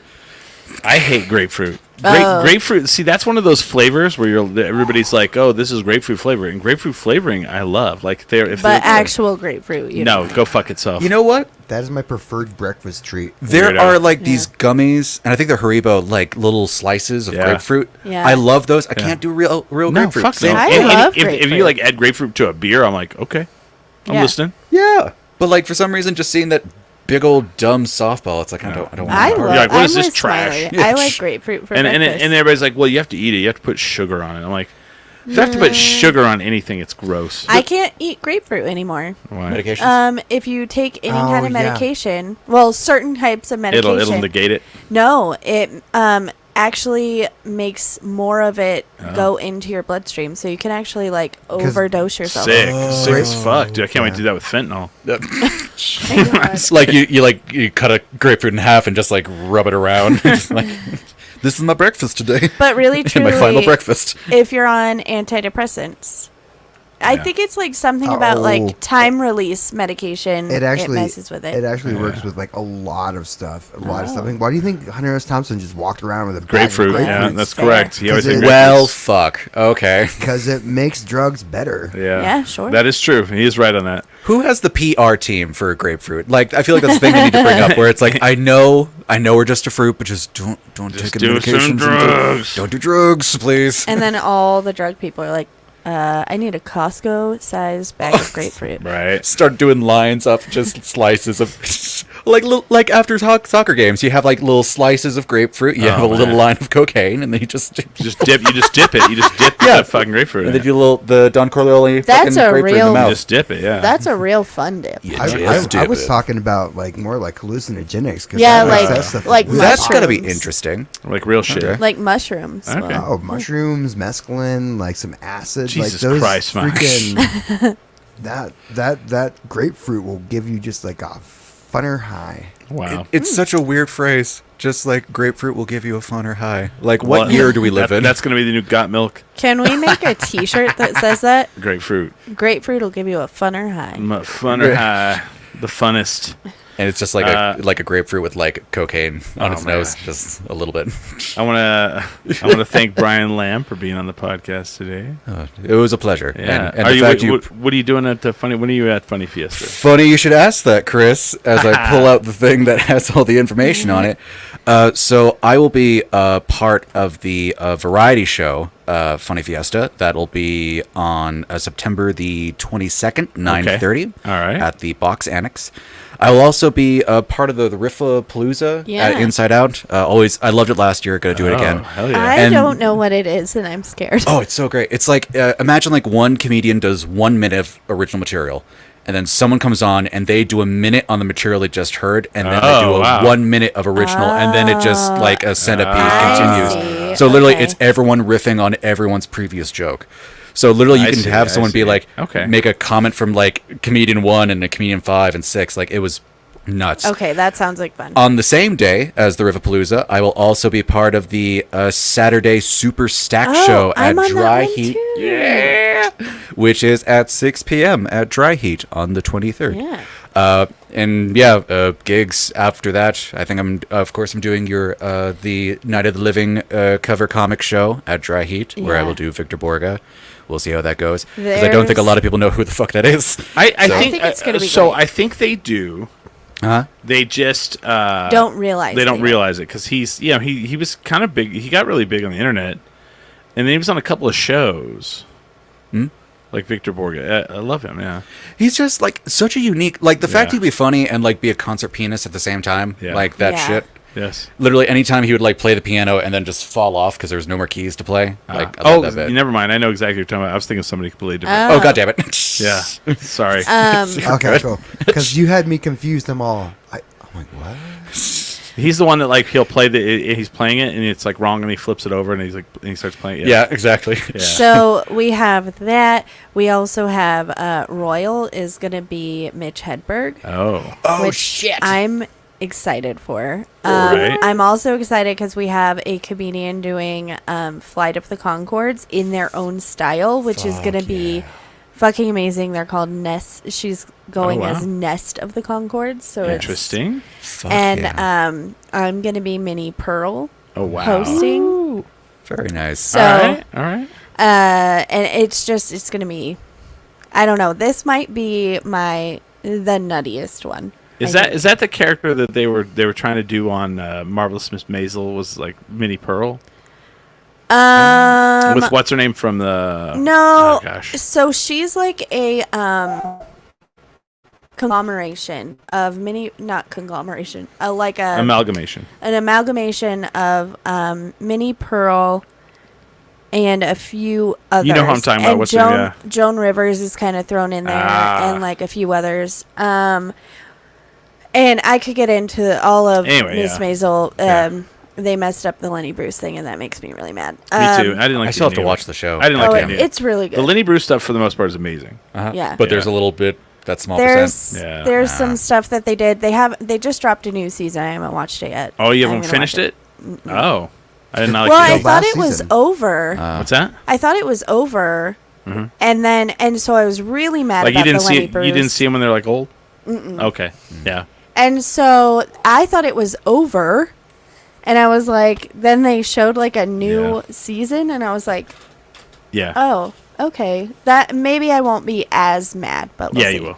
Oh, okay, good. Yeah. Damn. Okay. Great. I mean, not mad, but I like love that. I don't know. I felt I like love that for me. I felt like it like sputtered out. Yeah. That I literally sucks. just got through episode 1, and that's as far as I've gotten. Oh, it's good. It's great. No, Yeah. it's a great show. It's Yeah. just there's some things. I do love, like, fucking callback earlier. Like, one of my heroes is also Bob Newhart. So, like, seeing that weird moment of, like, him at the open mic and then Yeah. hearing Bob Newhart on the radio, it's like, motherfucker, that's brilliant. Yeah. Like, Yeah. Oh.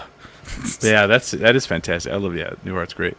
So cool. I've got September 30th at Santa Fe Brewing. I'll be there doing hosting, and then October 14th we'll be doing a live show at New Mexico Brew Fest. So, which Billy Spiros just won 2 tickets to. We'll be Good giving job, Billy. we'll be giving away 8 more tickets. I guess 4 more sets of tickets. I guess, right? You all right? You make Yeah. it? I just burped, and it just tasted fully of Malort. Oh yeah. Okay. It's, after the show, I'm going to tell you about the other one. Oh, Christ. Yeah, the danger grenade bottle The over danger there. grenade okay. bottle, yeah. The one that has Yeah. no discernible. Yeah. It looks like it molded over, too. Like, I was very concerned about that label. Smiley's shaking his head right away. So thank you guys for watching. Go out to Funny Fiesta. Go to October Fiesta. Go New Mexico to Brew Fest. New Mexico Brew Fest. Yeah. Now Living Cover Bands. All the cool shit and hang out with us. Support bands and alcohol and comedians. That's right. Yes. And with that, we are 10 Drink